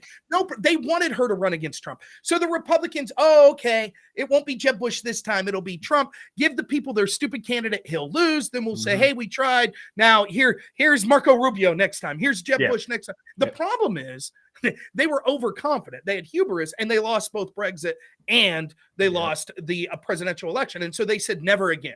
We're going to make sure that we smear these people. We control the flow of information in ways that we've never done before. And that's what Mike Benz talks about, how they spent 4 years developing the censorship industrial complex, basically because they realized that if people, and I've said this from the get-go, the way my side wins, the way the populist wins, is just to inform people of the truth. I don't have to lie. I don't have to be fancy. The way they win, the way the establishment wins, is to censor the truth. That's it. One side wants to withhold information. The other side wants information to be available. Now, historically, which side do you think is usually more justified? Or who's more just? The side that wants people informed, or the side that's intentionally like, no, you have to trust these handful of people, and we need to withhold. It's always the autocrats. The autocrats are always right, and you're always wrong. So, and you have to understand that, we have to be on a managed decline. There's no way out of it. And Obama, we're on there anyway. Obama talked about it the whole time. That consistently, that we're going around. We're never going to be great again. Yep. We just have to accept this. And David, you're right. That was Obama's chief message when he went around the world. That's the consistent message still for all Western countries. You have to understand that, you're heading here anyway. So we have to control it to make it as good as possible for you. That's why we have to bring every single person that wants to claim they're a migrant, even though they're an 18-year-old guy that's already been fine in his country. And some of them were in military in their own countries. Yes, some of them were actual terrorists in their own countries. So that's why we have to do that, because we have to have that managed decline. Otherwise, we can't grow. We can't do more. That's not a possible thing. So speaking of a decline, this is a perfect segue here. Right now, there's a good chance, Rob, that the next time you're on our show, which I absolutely would love to have you back on and have your whole entire, fan base watch us again. And I hope everyone on Rob's stream is enjoying it. Everyone watching our stream, thank you as well. Smash that like button, all that good stuff. But there's a good chance next time you're on, we may be under, some really strict things about what we could say and what we can't say, because we're looking at with the West, England, and now Scotland have hate crime laws where you can do hate speech and you can go to jail for just saying things. A podcast like this can land us all in jail. No problem. Do you think it's coming here? Yeah. And do you think our First Amendment is strong enough to fight this off? No, it theoretically is in the clarity of it. Like, I mean, as written, of course it should be, but the problem is it's only as strong as the people we have to enforce it. Yes. And the people that enforce it are hell-bound in removing it. Same with the Second Amendment. I would say that those two amendments, all the amendments are important, don't get me wrong, that are the Bill of Rights are important, but the first and second, clearly it's like 1A and 1B, because you need to have the right to free thought and free expression, and you need to have the right to defend yourself so that you can have that free rights, and you need to have the right to express yourself so you have the right to, they go hand in hand. Well, we already saw the right of assembly getting destroyed during COVID, of course, right? You weren't allowed to assemble outside during COVID, which... Well, it depends on what you're assembling for. That's true. If you were assembling because, you know, if you had a BLM protest, then you're fine. Well, if a drug addict died of a drug overdose while a cop was on his back, then yeah, you were cool with that. My governor should, well, it was Tom Wolf at the time. Yeah. Again, I had a radio show at the time, and my friend Todd Bartley had a press pass, and I think it's still the most watched video I have on YouTube. It's not a live stream. It was explaining that Tom Wolf told people they were cowards if they didn't want to lock down, and that he would take away their business license if they tried to maintain their business. Right? This is Democrat governor of Pennsylvania. Then 2 weeks after, he called us cowards if you were afraid you were going to lose your home because you couldn't go to work. You know what he did? Went out and violated his own order to march with Black Lives Matter. So my friend Todd Bartley's at the press conference and asked Health Secretary Rachel Levine, Trans Day of Visibility, asked you know, how do you Levine. Right. How do you explain? I always say Rear Admiral Levine. Dick Levine. Dick Levine. Oh, we got to call him Dick Levine. So it says, you know, how do you explain this? And they're like, well, we think that the First Amendment is very important. Next question. You know, so yeah, I mean, we already have censorship in the form of these corporations. That's not necessarily a First Amendment issue. The First Amendment protects you from the government censoring. But then what the Twitter files showed was we actually had agencies within the government that were pressuring social media companies. And so when you point this out, the left will say, well, but they didn't demand it. Right. But the threat's implicit. It's like a carrot and stick approach. We'll work with you, Facebook, if you comply to our wishes here, and if you don't, who knows what will happen? And you had Democrats when you just so happen, doesn't this account look like they're violating some of your terms? I really think that Rob Noerr account is violating your terms. Facebook, you should look into this account. We strongly think, and no, that's not coercion at all when a government entity is doing it. No, absolutely not. So yeah, so how long do you think we have? How long do you think we have in America before a show like this isn't allowed to exist? You and your streams aren't allowed to exist under threat of jail time. Well, so I'm not black-pilled totally yet. I think that the push will come culturally before it becomes politically. And I think you're starting to see that cultural push. I think that you're seeing, like, I know this sounds stupid, and by no means am I endorsing this as someone being incredibly intelligent or anything like that, though I don't mind this person. But when you see people like Joe Rogan and other people that are historically left-leaning, yeah, I like Joe too, but I don't even think Joe would sit here and tell you like I'm some super genius. The reason I bring him up is I don't think he's traditionally someone who would go out of his way to be super conservative or super Republican. Not even. And but he asks questions, so he's dangerous because he asks questions. And you even see people, as much as I do dislike this person, Bill Maher, that spoke up against some of the stuff with COVID and with free expression being attacked. I think that there is a point culturally still in this country that people understand the importance of allowing people to speak. Now it's going to be it's going to be the highest priority. That's why the government constantly, when they talk about what's the biggest threat to our country, they say disinformation.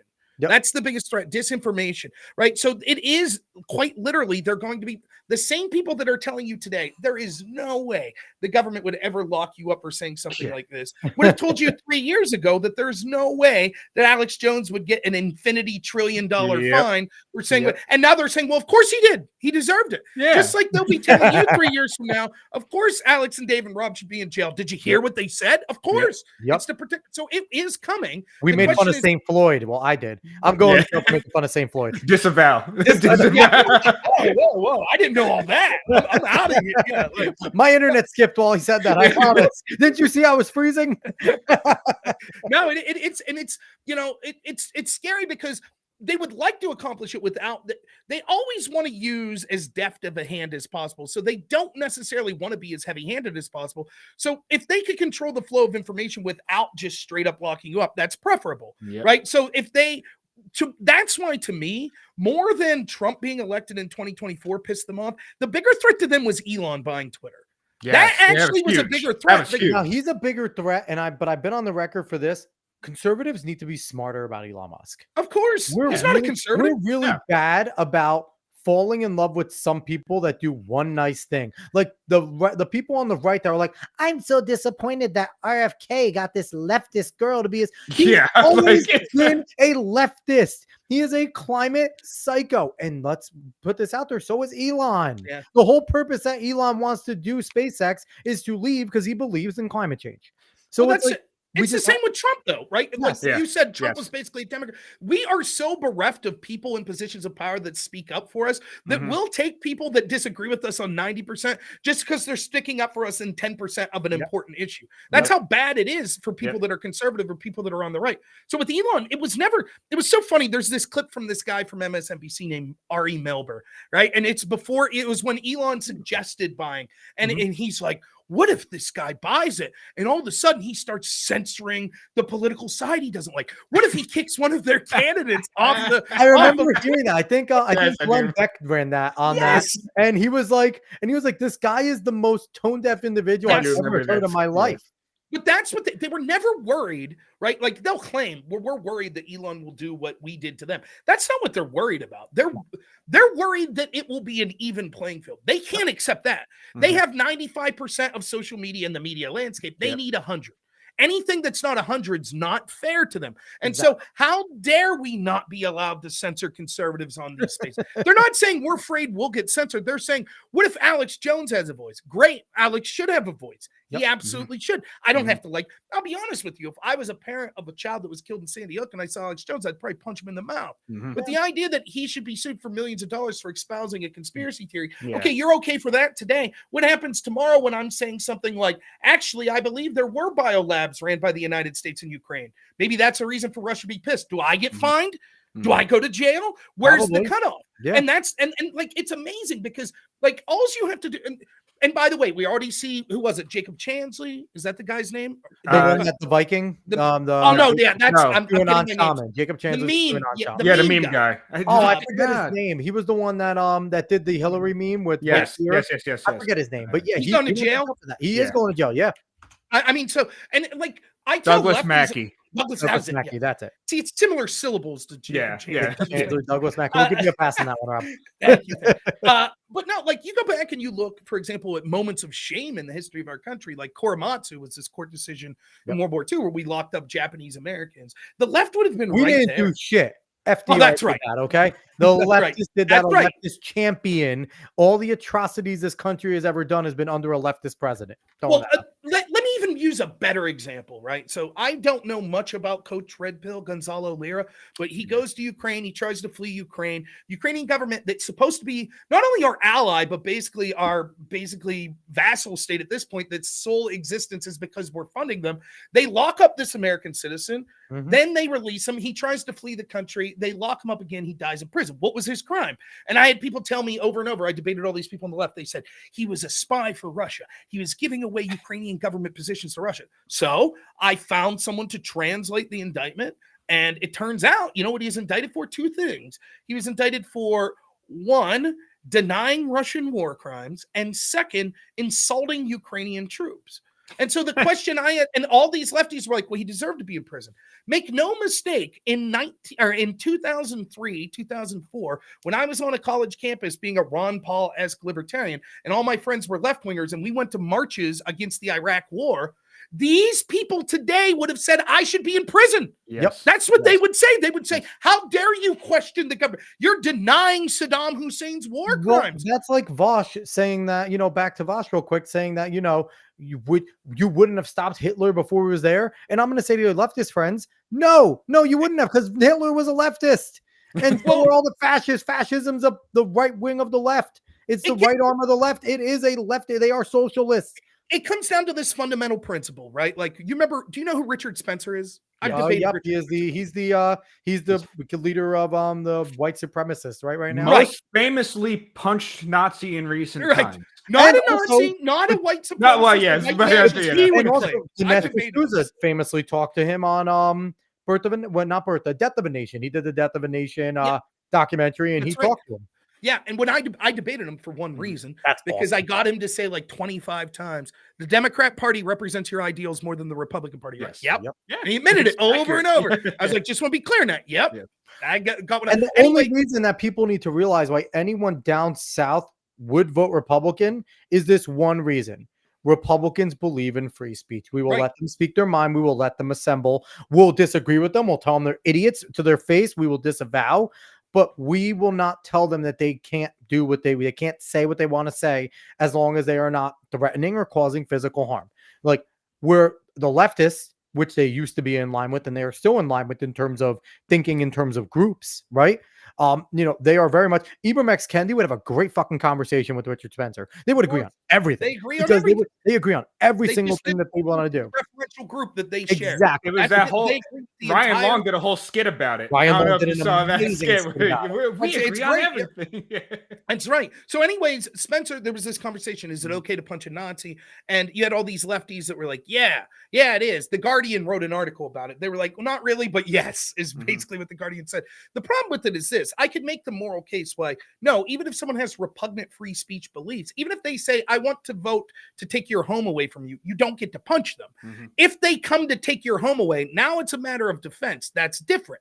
But in the moment when they're just speaking, you don't have the right to use physical violence unless it's in defense, right? But if I can't convince you of that, let me tell you the other reason the answer is no. Because once you say, okay, this guy's a Nazi, sure. You know what their next argument's going to be? And you're a Nazi. Yep. Which means I get to punch you, which is exactly what they're doing. And so they set the frame. This is why I say, like, in order to have a debate, we have to have certain agreements, a groundwork on what's allowed and what's not. So there's and this is going to sound stupid, but I did policy debate in college. You need to have like a framework like this. We need to agree upon a language that we both understand. Yeah, I debated a person definitions that you're going with. Yeah, I debated a person once in college debate without a mouth. I'm not making this up. They literally could not speak. And they got up and they mumbled for 9 minutes. And if you said, I can't understand you, they said, bigot. And you lost the round. True story. That's the type of shit that policy debate So do you just kind of have to argue your policy part without knowing what the fuck they were even trying to say? Well, you have to keep in mind that the judge is going to be some radical lefty. So was probably overpowered. what you did was like, I understand your point. Yeah. What you're trying to do is say sort of the ableism that occurs in our society, and we totally agree. But we think the best way to approach ableism would be so. Like it was routine to be told, like I don't know if I could do that because I would just sit there and just be like, and here's what I want, honestly, Republicans to do in Congress.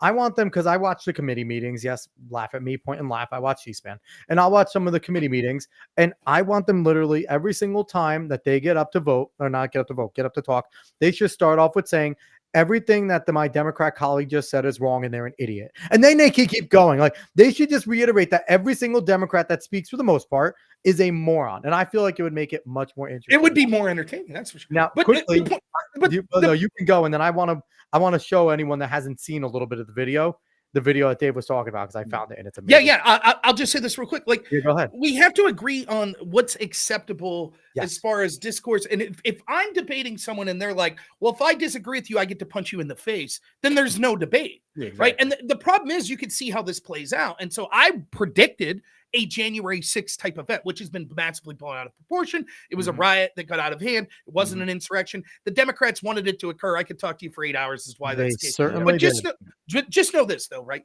It was always inevitable that there would be a right-wing riot. Why? Well, the same way it was inevitable that Richard Spencer would start to get followers. Because when you say one side is allowed to use these strategies, they're allowed to engage in violence over and over, the summer of love with George Floyd, and they were like, well, it's mostly peaceful. Well, it's not a bad thing. Inevitably, people on the other side would say, okay, we're going to do that. And I spent that entire summer on debate panels, debating people, probably a dozen debates. And every single time I said, the lesson you're sending to people on the right is it's okay to riot. And when they do, you will all lose your mind and say, oh my God, this is the worst. And that's exactly their entire strategy going into 2024 is January 6th is the worst day in the history of this country. And the right are these evil, violent insurrectionists, totally whitewashing the fact that they supported this violence or were silent about it when it happened over and over, which made it inevitable. And that's exactly what happened. And and just the bottom line is with J6, Big Con probably realized that they don't have half as much power as they think they do, because all the big conservatism was saying from the get-go, don't even go. This is a setup. Don't go. If you're going to go to the Trump rally, fine. Do not go down to the Capitol. And what happened? They were ignored vastly. Of course. So, Yeah, Alex Jones even told them on the day. Exactly. yeah, Alex And I Jones would has a say, bullhorn even saying your- don't go. Yeah. On video, he has a Yeah. bullhorn saying, don't go. Go to the stage on the other side. Yeah. By the way, Go- brief aside on that, Alex Jones debated Destiny, and I debated Destiny before the Alex Jones Glenn Greenwald debate. Destiny wanted me to debate me as preparation for Alex I Jones. saw that with Zero, with Zero Ledge, right? They did that whole entire. Yes. That was actually a solid debate too. Yeah, and so Destiny made the claim. I wish I wouldn't have said this. He made the claim in our debate. Alex Jones was there and was encouraging people, and I was like, no, dude, no, he wasn't. He was the exact opposite. He was telling people not to go. I wish I wouldn't have said it, and he would have brought it up to Alex Jones. Because Alex would have been like, "What are you talking about? I told them, God damn it! I said the government was setting this." And it would have been amazing. And then Ian would have yelled at them some more because Ian Crossman was flipping the fuck out at them. He lost because they were not listening. He lost control, and I remember at one point he's like, "Shut up!" Well, here's the problem. And I do love Ian. So I did Ian's show, and I asked him about this. I was able to intuit this. I don't know if you knew this, but that was filmed at Alex Jones' set. And I said, let me guess. Alex wasn't treating this as a big debate. Alex was treating this as like, you guys want to have some drinks? Like, sit around, talk, turn the fucking camera on. Come on, let's go. And that's it. So Alex, it's not like because Alex off the cuffs most things. He reads his news stories. That's right. And he's ready with the information and the stories. But in terms of what he's going to say, I don't think he's sending anybody an itinerary like we did to talk to the beginning. Alex just does Alex. Yeah, oh, he's great. I love it. I love his show. I think he's great. I don't agree with him on everything. I don't think I would want him as my debate partner in a serious debate because he's going to get unhinged. And that's what happened. He's just like treating it like if us three are sitting around watching a basketball game arguing about politics, there's no real moderation. So poor Ian's there and he's trying to be like, oh shit, I got to rein this in a little. Who decided that Ian Crosland's a guy to get that group in line? Like, not Ian. Like Ian, like needs a little more. Like get Ian, Jordan Peterson, and Ben Shapiro debating. Like I don't know, some like more like intellectual, like leftist. Like Glenn Greenwald's fine with him, right? Because Glenn's more of an intellectual. But Alex Jones, Destiny, the fucking Krasensteins, like they're all a bunch of shock jocks. And Alex, Alex is a shock jock. He's good at what he does, but he says some shit, and Ian was never going to have control of that ever. He's too nice of a guy. Ian's just too nice of a dude. And then when you get him to push and you hear him yell, and it's like, yeah, Ian got mad. And this was this was pre-lifting Ian too. So that's right. I feel like Ian's probably like, wait, there's some bad vibes going out in the ether here. Like, Alex, you're ruining my chi, man. Ian went to bat for me, man. Doing that show with Destiny, and then Ian's the one who noticed me and talked to Tim and his team. And unfortunately, I really wanted to meet Ian in person when I went in Tim's show, and he wasn't in the area. So I actually didn't get to meet Ian. I met Luke. Yeah. Mm-hmm. So I met the rest of the team, but I didn't. So hopefully I'll get to go down again and hang out with Ian because I love people that think differently. Like, I think I could just tell all of us probably have a similar mindset and a similar way of viewing the world. Yeah. Ian's the type of guy, when I was in college, I was friends with all these artists, right? Because I'm the least artistic person you ever meet, but I was fascinated by that mindset, right? Yeah. So like these hippie, like I would hang out with these, like, patchouli wearing, like drum circle dudes. And I'd just be like, all right, whatever, man. Like they thought I was fascinating because I'm like this fast talking maniac.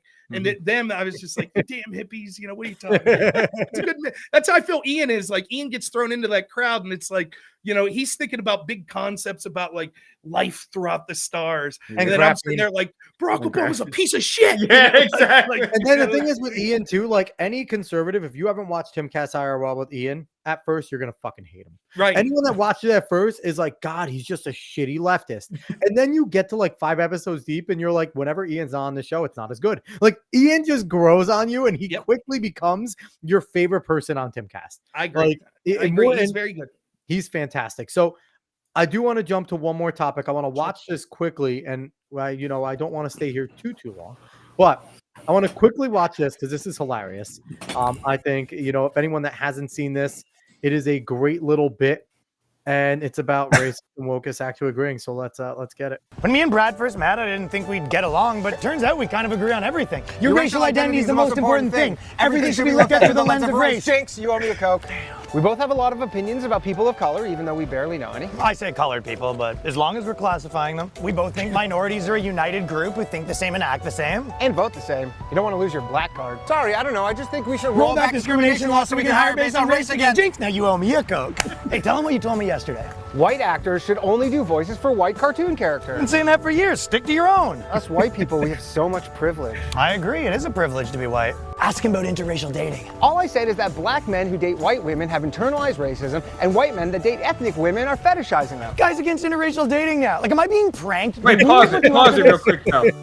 Pause it real quick. Because that's funny, because that is their ideology on it. But they're also the same people that will consistently interracially date. Yep. Like, it is hilarious. And it is how much actually they love to be dating outside of their race when they espouse that shit. anyone that yells about race, like, is like you said, like Kamala Harris. Kamala Harris has talked about race before. She has a white husband.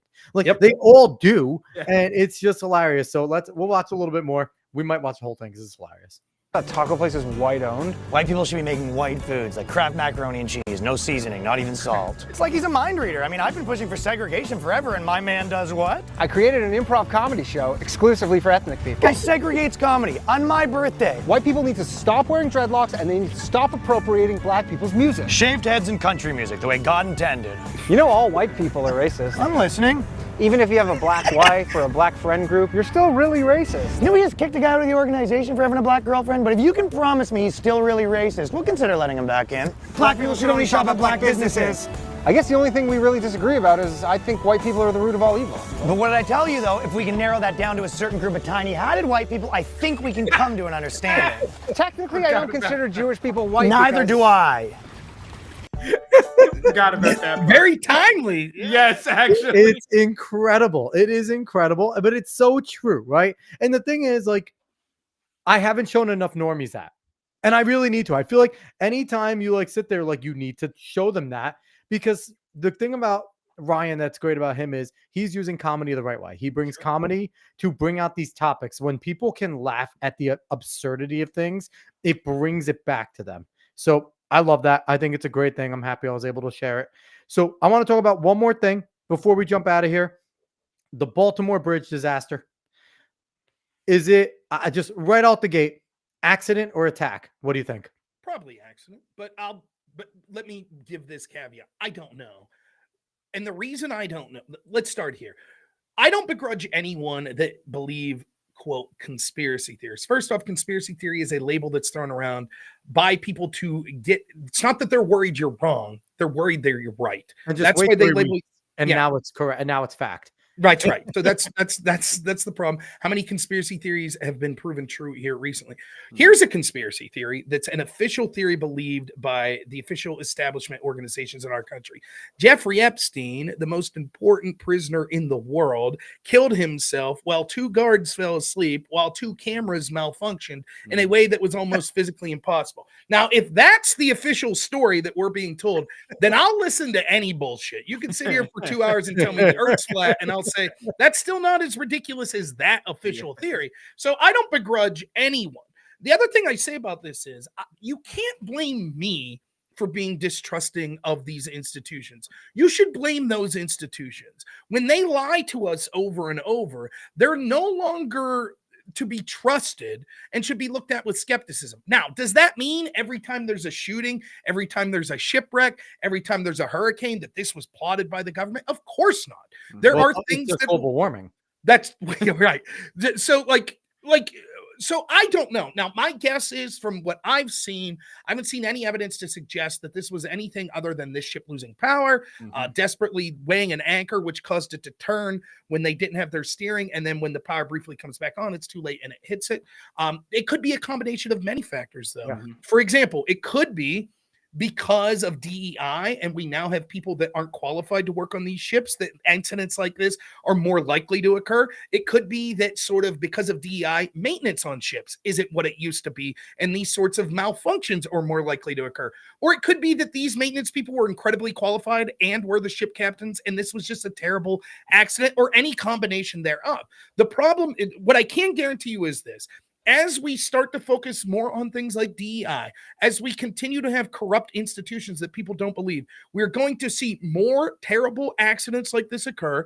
And we're going to see each time that these accidents occur, even if they weren't plotted by the government is absolutely expert in exploiting these incidents to achieve their agenda. Never let a good crisis go to waste, right? Isn't that the phrase that we've heard, many a times? And, and the thing is, the most plausible explanation is, like you said, it's probably a mistake, right? But it's hard to not possibly think that this is nefarious. How many times have we heard, and it's been confirmed, China has been responsible for this hacking. Russia has attempted to do this. These bad actors are here. I can't imagine our technology and these cargo ships are foolproof. I really can't. You can control a car. If you have OnStar, your car can be remote controlled from the OnStar hub. If you are in a Tesla, Elon Musk can treat you like a fucking toy car. Yeah. So it's like, is it difficult to, at a minimum, do the GPS and make the GPS incorrect so that when the autopilot goes on, it is starting on the wrong course? Of course. And that's got to be simple technology right now. Like, I could probably go on YouTube and find out how to hack a GPS on YouTube. Like, I really could probably do that right now on this stream. Here's the frustration where they immediately say, no, nothing to see here, right? It's like the 2020 election. I could have handled the 2020 election. I could have handled this. The lefties say this. Of course, we massively changed because of the pandemic how we voted. And there's always going to be slightly more fraud and slightly more ineptitude when it comes to these sorts of things. However, we don't see any evidence that it was enough to switch the election from Donald Trump to Joe Biden. That would have been a reasonable answer, even if we disagree. Instead, their answer was, it was the most secure election ever, and you should be censored online if you try to. We're going to take away your YouTube channel because you're questioning this, right? It's the same thing here. Like, they're out there immediately like, no, it couldn't have been anything else. Meanwhile, the same people that will call you a dangerous conspiracy theory if you have any questions about this vote, they're tuning into 60 Minutes 2 days ago to hear how they're using sonic weapons, not to target Ukraine and Zelensky, only to target pro-Hillary lawyers and FBI. Something called Havana syndrome. So, like, they spread this bullshit conspiracy stuff whenever it's convenient for them. They blatantly do things like blatantly lie to you. You remember at the beginning of the pandemic when Dr. Fauci came out and said, oh, whatever you do, don't go out and get a mask. A mask can't help you. And then 2 weeks later, they're like, we lied to you. We lied for your own good because we thought you'd buy too many masks. Well, how many times can you play that game? And then 3 weeks later, he says to take them back off. And then he says he never did it. But then he's also pushing N95s, which were not good enough to stop the size of the coronavirus anyway. You needed the P100s, but nobody told you that. They didn't get. Well, here's the thing, right? This is what I haven't heard anyone else in the country say this, right? Their argument was cloth mask work. That's what Fauci and them said for a year, right? Yes. Cloth mask work. And they claim they knew that. And they also claimed that they knew that the mask did work when they originally told us they didn't. They were just worried that people would run out and buy N95 masks. So in other words, we had to tell the noble lie because we were afraid you would have went out and got N95 masks. And my question is as follows. People needed it. Well, here's my question, though. If that's true and they believe those two things simultaneously, why didn't they say this? Hey, you have an extra shirt laying around at home? Why don't you just cut it and make yourself a mask? That'll be as effective as getting an N95. Don't go buy the N95. Yep. Why didn't they say that? If I take their own, which I don't believe their own logic because they're liars, but if I believe their own logic that masks would have saved tens of thousands of people, then how many people would they be under their own logic responsible for dying for telling them not to cut their shirt to make a mask? And so when you bring this up, and this is the best part, the left, it's always the same shit. When you throw this logic, how their own logic collapses on itself, when you throw it back in their face, they instantly are like, because they know it's bullshit. They're like, oh, please. Like, those masks would have saved people. Right. Yeah, exactly. Exactly, you fucking idiot. An example I give, okay?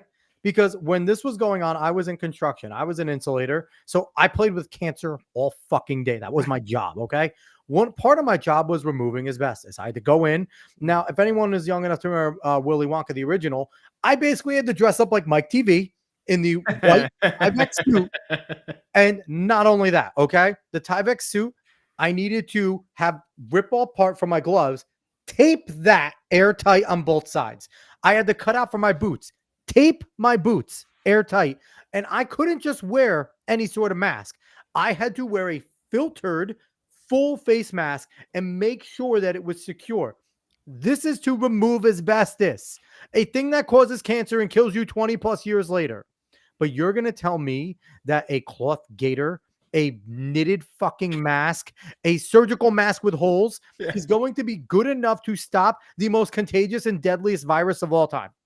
That's what they were telling me. It's horseshit. And like I said, that the left was willing to believe anything. If Dr. Fauci would have came out and said toilet paper is causing the spread of COVID, you'd have been walking around with people with shit covered hands. Which like, was Dr. not Fauci, if Dr. Fauci came out and said to inject bleach, we would have actually had it happen. And so and here's the other things, right? Like, we so I convinced Fauci to come back and just brainwash him and do these Well, things. Like we can just like, yeah, listen, you know what?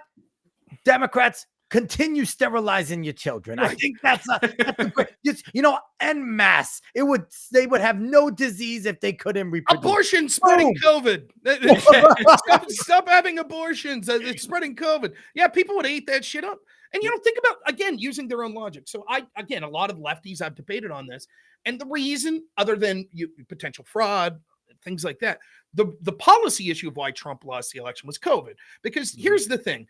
There are a lot of people that have reasons to dislike Trump's personality. I don't begrudge that, of course. Okay, fine. He's not for everyone. Get it, right? But people were happy with the economy. And at the end of the day, that wins elections. So what stymied the economy? Well, the lockdowns, COVID, when it hit. Not COVID, the reaction to COVID. That's what stymied. And Trump, unfortunately, went along with some of this bullshit, and it hurt him. And I was desperately volunteering for him, trying to talk to his people, saying it was a huge mistake. But I'm small time. Anyway. Well, here's the thing, though. With Trump, and I will defend him on this minorly, he is the most states' rights president we've ever had in a crisis situation. Because what he did was he said, listen, I'm going to wear the mask. You don't have to.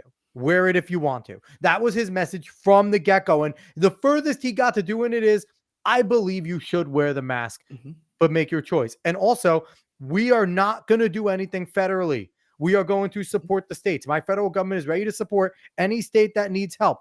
He provided ships. He provided extra centers. They built pop-up places in Central Park. And that's what he did. And maybe his mistake was he wasn't more heavy-handed, because his legacy is always going to be that it got out of control. That it got out of control under his watch. And the thing is, but it's like, that's what conservatives are supposed to want, right? The states' rights guy that does not get involved. No, so, I agree, but I still think that. Shout out to Robert Rayleigh, Tricky Dick Levine. Thank you, Robert. That's awesome. That is great. But I'll still hold him accountable for embracing lip service to things like lockdowns. But anyways, neither here nor there. The point is this: when I debate these lefties, I'll say, okay, who did better? You think Trump shouldn't have been in office because of COVID? Did Biden do better? Because under the same time frame that Trump dealt with COVID, Biden dealing with COVID, more people died. And so what was it that Trump did that Biden would have done better? Or what was it that Biden did? And ultimately, they can't point to anything. There's only two things. And they had the miracle vaccine that's right. So they only point to two things. They say the vaccine. Biden got the vaccine out. It's like, okay, so if we're saying when Trump left office, Trump got the vaccine out. That's the thing. That's Trump just got it out, not even Biden. That's just it. So when Trump left office, not only was the vaccine created, which basically the Democrats were saying was impossible, but we were getting roughly 900,000 a day shipped out, which Democrats' goal was to get 1 million a day out. So Biden just came in and said, cool, keep doing that. That's his big, right? And then the other thing beforehand, they were saying we're never going to take that shot. That's the point. So the other point that they bring up, they say, well, it was how Biden took it serious. And Biden was taking it serious and Trump wasn't. And Biden was paying the best lip service. And it's like, but you've just acknowledged the best way to fight. Not my argument, your argument. The Democrat argument is the best way to fight the virus is the vaccine, correct? Yep. Okay. Well, who paid better lip service to the vaccine? Because even Trump supporters, many of them are still furious that he touts the vaccine. He has always touted the vaccine. Who was it that denied the vaccine? It was Kamala Harris. It was Joe Biden. It was the Democrats. They're the ones that said we wouldn't trust this shit. And then the moment they won the election, they were like, oh, never mind. Not only do we trust it, but you should be forced to. So if you do connect with Trump people in any way, can you please advise them? And maybe, Pastor Scott's awesome. Maybe I'll text him. But he needs to stop actually touting the vaccine itself. He needs to tout the process, because I think what he is more proud of is the fact that he was able to get it out in record speed. And being a businessman and the guy he is, his goal was to be the first person to get it out in record speed, get it approved, get it to the people. And he's never going to admit he was wrong. But what he should do is, at the time, this is what everyone was asking for. And like I do, I delivered. And I delivered it in record time. And I got it out to more people in record time. So in his eyes, was Warp Speed a success? Logistically and business-wise, it absolutely was. And I think that if I'm his people, now I don't think he fucking listens to anybody, but if I'm his people, I'm at least trying to guide him to say, stop saying the vaccine saved lives and start saying that I got it out there faster than anybody thought. That's exactly right. And that's where he should go with it. That is absolutely, if he was to talk about it, that's where he should just stop talking about it altogether. He should just stop. But that's and if it's brought up at a debate against Biden, which I think they're going to cave, and I think we're maybe going to get one, but it's like they're going to bring that up. And all he needs to say is, Joe, I got it out there. You couldn't have done it because you can barely walk. I got it out there. I did what the people wanted. Everyone was asking for it. I did it. I listened to the people, and the process was a great success. The vaccine was distributed beautifully. Well, not only did Biden and them say it wasn't good, it was terrible, blah, blah, blah, before they won the election. But I don't know how much you followed this. So there were already 2 trials that Pfizer had done before the election. Yeah. But they purposely didn't say anything until after the election because the narrative was Trump doesn't even have a plan on COVID. And Rand Paul got that out to the public. That's right. When he was in the Inquisition with Fauci. And so it's very troubling because what ends up happening is a lot of right-wing people ended up not liking the vaccine. I'm not even for the sake of this discussion, I'm not saying whether I like the vaccine or not. Yeah, I'm just saying that the people that like the vaccine acknowledge Trump's responsible for it. He got this ball moving. And then the people that claim to like the vaccine, they're like, but we don't give Trump any credit for that.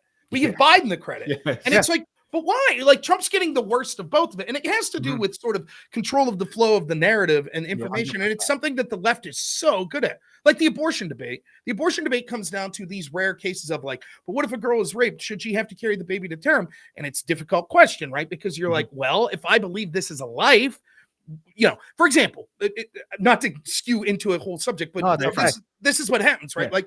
If a girl is 14 years old, raped by her stepfather, doesn't have a chance to get to the hospital, has the baby, a week after she has the baby, the police find out what happened, arrest the stepdad.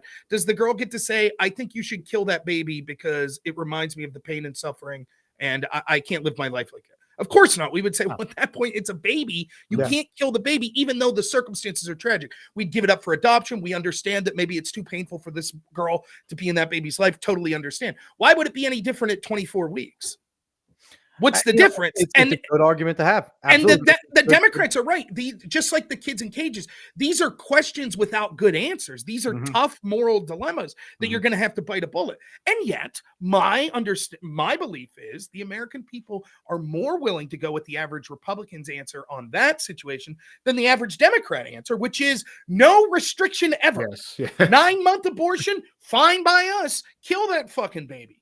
And that's their position. And yet you can't get Republicans to make this argument. And they get pigeonholed. And it's like, if I was out there, I would be Dr. Oz himself. Dr. Oz got lambasted in Pennsylvania here because he said, I think that if this situation comes up, it should be between a woman, her doctor, and the local officials. And local officials. That's fine. He was trying to make the argument like the states' rights argument. Yeah. He was trying to say, as a federal congressman, I wouldn't have a say in this. It would be up to your state. That's what he was trying to say. But he said it wrong.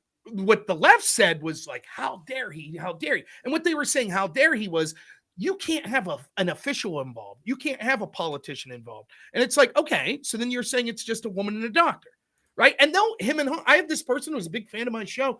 He came on for an hour and a half and said, there's not one Democrat running that would be against abortion policy. They would all say, yes, of course, there has to be some limit. I was like, that's entirely untrue. Their official platform is no law. That is what they say over and over. Now, you might be right that if you talk to them behind closed doors, they'd be like, oh, my God, that's gross. They want to have 9-month abortions. But they can run on that shit. They're not going to talk about it because they know it's a loser for them because they have to grandstand. And so until the Republican and the right wing push back on that and make that the focal point. Like, I don't know how hard this would be. Like, if someone's like abortion, if I'm a politician, I'm running and CNN asks me about abortion, I'd be like, let me show you some pictures. How about that? And, and not even that. And I'm going to go with, the Tim Pool method here. And I bring up Tim a lot because I do like the show. Sure. Do the big ask. No abortion, period. Right. That's where they should start. Right. Mm-hmm. And just like the leftists, they're going full Monty now. So what's going to happen? Eventually, it's going to be like, no, let's come to the table. And then we can, then you get the compromise. And, what a pro-lifer would say, I don't want to compromise. But at least you won't get 9. But the problem is Republicans do that. Like, there are Republicans that are doing it. Not enough. But they're not. But what you need to do perceptually is point out that the Democrats are the opposite side of that coin, that they also are extreme, right? So I'm not, listen, it's a very difficult argument because I don't necessarily say no abortion ever, but if you believe life begins at conception, I can understand your argument. That 100%. Is a baby. You can't kill that baby under just like you can't kill the baby 2 days after it's born because of a tragic situation. You can't kill that baby after. I get that argument. I totally understand it. I would never tell those people, well, I need to convince you that you need to kill some babies. I wouldn't do that. What I say to those people is, okay, I'm not trying to change your belief, but what you need to do is frame the argument in an honest way that shows what your opposition wants. Yes. And as long as you're left continually on the defense, continually say, and it's not hard. I mean, I don't have the video in front of me, but there's video of a doctor who performed many abortions who discusses in front of Congress what a late trimester abortion. It's heart-wrenching. Yeah. Listen to this guy discuss it. Like, if I was a Republican, I would have that video saved on my phone. 100%. And anytime someone asked me about abortion, I'd be like, listen to this. Exactly. You tell me, you're in that room. You tell me what you do to that baby. Or I'd play the Ralph Northam clip. Yes, right. Yeah. We make it comfortable and then we come to a decision. And this shit is evil. This shit is as evil as it gets. So, Dave, I'm going to give you last word because then we actually have to get out of here because we have gone. We have overstayed our welcome. Well, it's fine with me.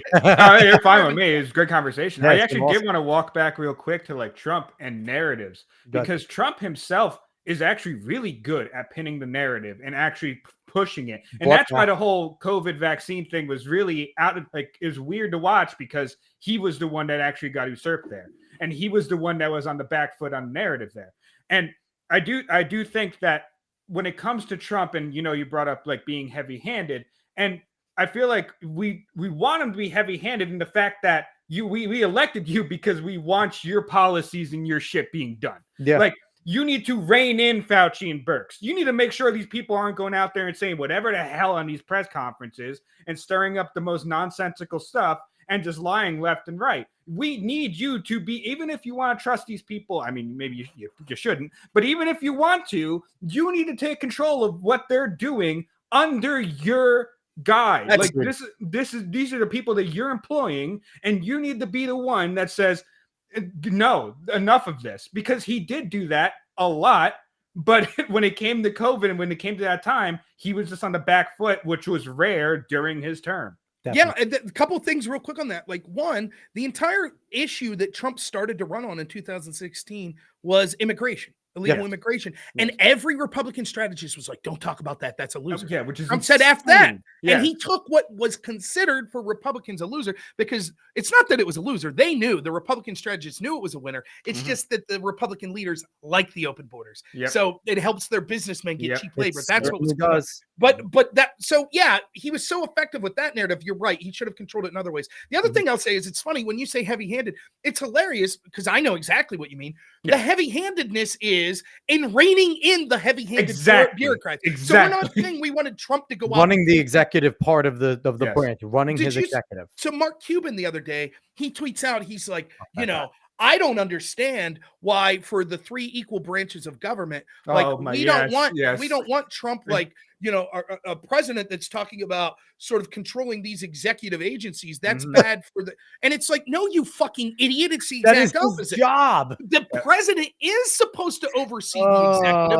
And then the checks and balances are the legislator, the judicial, not the executive agents running out doing their own bullshit on their own, which they did in the most obvious ways. The most obvious of which would be, remember when Trump tried to pull troops out of Syria? And his generals committed treason and lied to him? Yes. I mean, It it's says actual treason. I Actual may be- treason happening. I may be the only person that likes that Mark Cuban is tweeting more political stuff more, because then we get to find out that he's actually not that smart, and that Shark Tank guy is fake, and that he's actually not that smart of a guy, at least politically. Well, I was gonna say he might be intelligent in other ways. I'll he's give him that. I politically mean, a he made his money, moron. but Well, politically, the only not thing, a smart guy. I mean, I would have to have a lot of soul searching, because the only person that I might dislike more than him that's like a billionaire is Bob Nutting, that owns the Pirates and never spends any money. And there was this conversation like 10 I years do ago. love his last name though. Yeah, spend nutting, win nutting. That's the motto right here. But there was this conversation like 10 years ago that Cuban was considering buying the Pirates. So if he would buy the Pirates, I'd be like, well, I hate this guy, but at least he's spending money to bring in some And players. players actually Watch care he about buys the them and sport. doesn't spend anything. He's That would be forced. crazy. Like he's like, that's his one. Like, I learned my lesson in Dallas. I'm not going to spend as much. I just want to rake it in. We're gonna have DEI days at the ballpark. Oh You my know, God. like that's LA didn't go far enough with the Twisted Sisters over there, whatever the hell they were called. But Rob, thank you so much for coming on. This was Yeah, freaking it's a awesome. great Dude. show. Hey, real quick before you guys go, what nights do you normally stream? Just so my audience knows. We are on at Wednesday, right around 9 p.m. Eastern every time. But Okay. sometimes it changes around because It depending on the guest, we're a little more Depends on hours. flexible, and if so, we'll put that out a little bit earlier Yes. as a programming note. But yeah, no, if your fans that ever want to jump in, we will happily share them, and any of our viewers as well. Definitely jump on. I'll throw all your stuff up there again. Go follow Rob on X at Rob Noerr, Noerr for those Yeah, if listening. he hasn't showed you how tuned in he is to fucking everything, then I don't know what to tell you. And go follow him also on Instagram over there, if it'll pop on there, rob.noerr. And then his YouTube page, go over there, Normal America with Rob Noerr. You go on there, you'll get his rants. And like you said, and I love that this was simul-streamed. I think that's sick. I love that. And it was a blast having you on. Dave, do you have anything to say before we jump out of here? No, great conversation. I would do it anytime, ever again. Yeah, we'll Rob, keep in touch. We'll get, absolutely. Would love to anything do it else again. that you want to say before we jump out of here, Rob? No, anyone who's watching on my end, please check out their show. I'm going to have the links below. People have been spamming the links in my channel as well. I thought this was amazing. I said it beforehand. I thought this was one of the best interviews I've done. I thought the professionalism before the interview, reaching out to me, everything was top notch. So honored to do it. Be happy to do it again. And maybe, even though I don't have the greatest connections in the world, I know I could get you hooked up with some people that would be great. That, yeah. And I Robert, do want to put it out there, though. real quick, Robert. We appreciate that compliment Yes, very much. yes. Thank And I do you. want to put it out there that we're not just a political show. It's whatever I get. Yeah, So topical. we will talk about politics a lot. We are heavy on it, but we just talk about We do sports. Dave and I are giant nerds, comics, Yes. manga, and we are going to have Pastor Scott. He is a big comic book guy, and he said he wants to come on and do a full comic book show, which I will be all for. We don't have to talk unless he brings out like a Trump comic book. Then maybe we'll talk a little bit Trump there, which he needs to get on. Trump needs to release a manga. If he releases a manga, it's over. Or a coloring book. I think I have his coloring book. You do have Trump's coloring book? Yeah, I think I That's do. awesome. But we do have to jump out of here. Everybody, again, like what you heard. If you like what you heard today, give us a subscription over there on YouTube. Follow us over on Twix. Go look for us everywhere at the Alex Cuesta Show. And we'll be back next week as we always are. Everybody,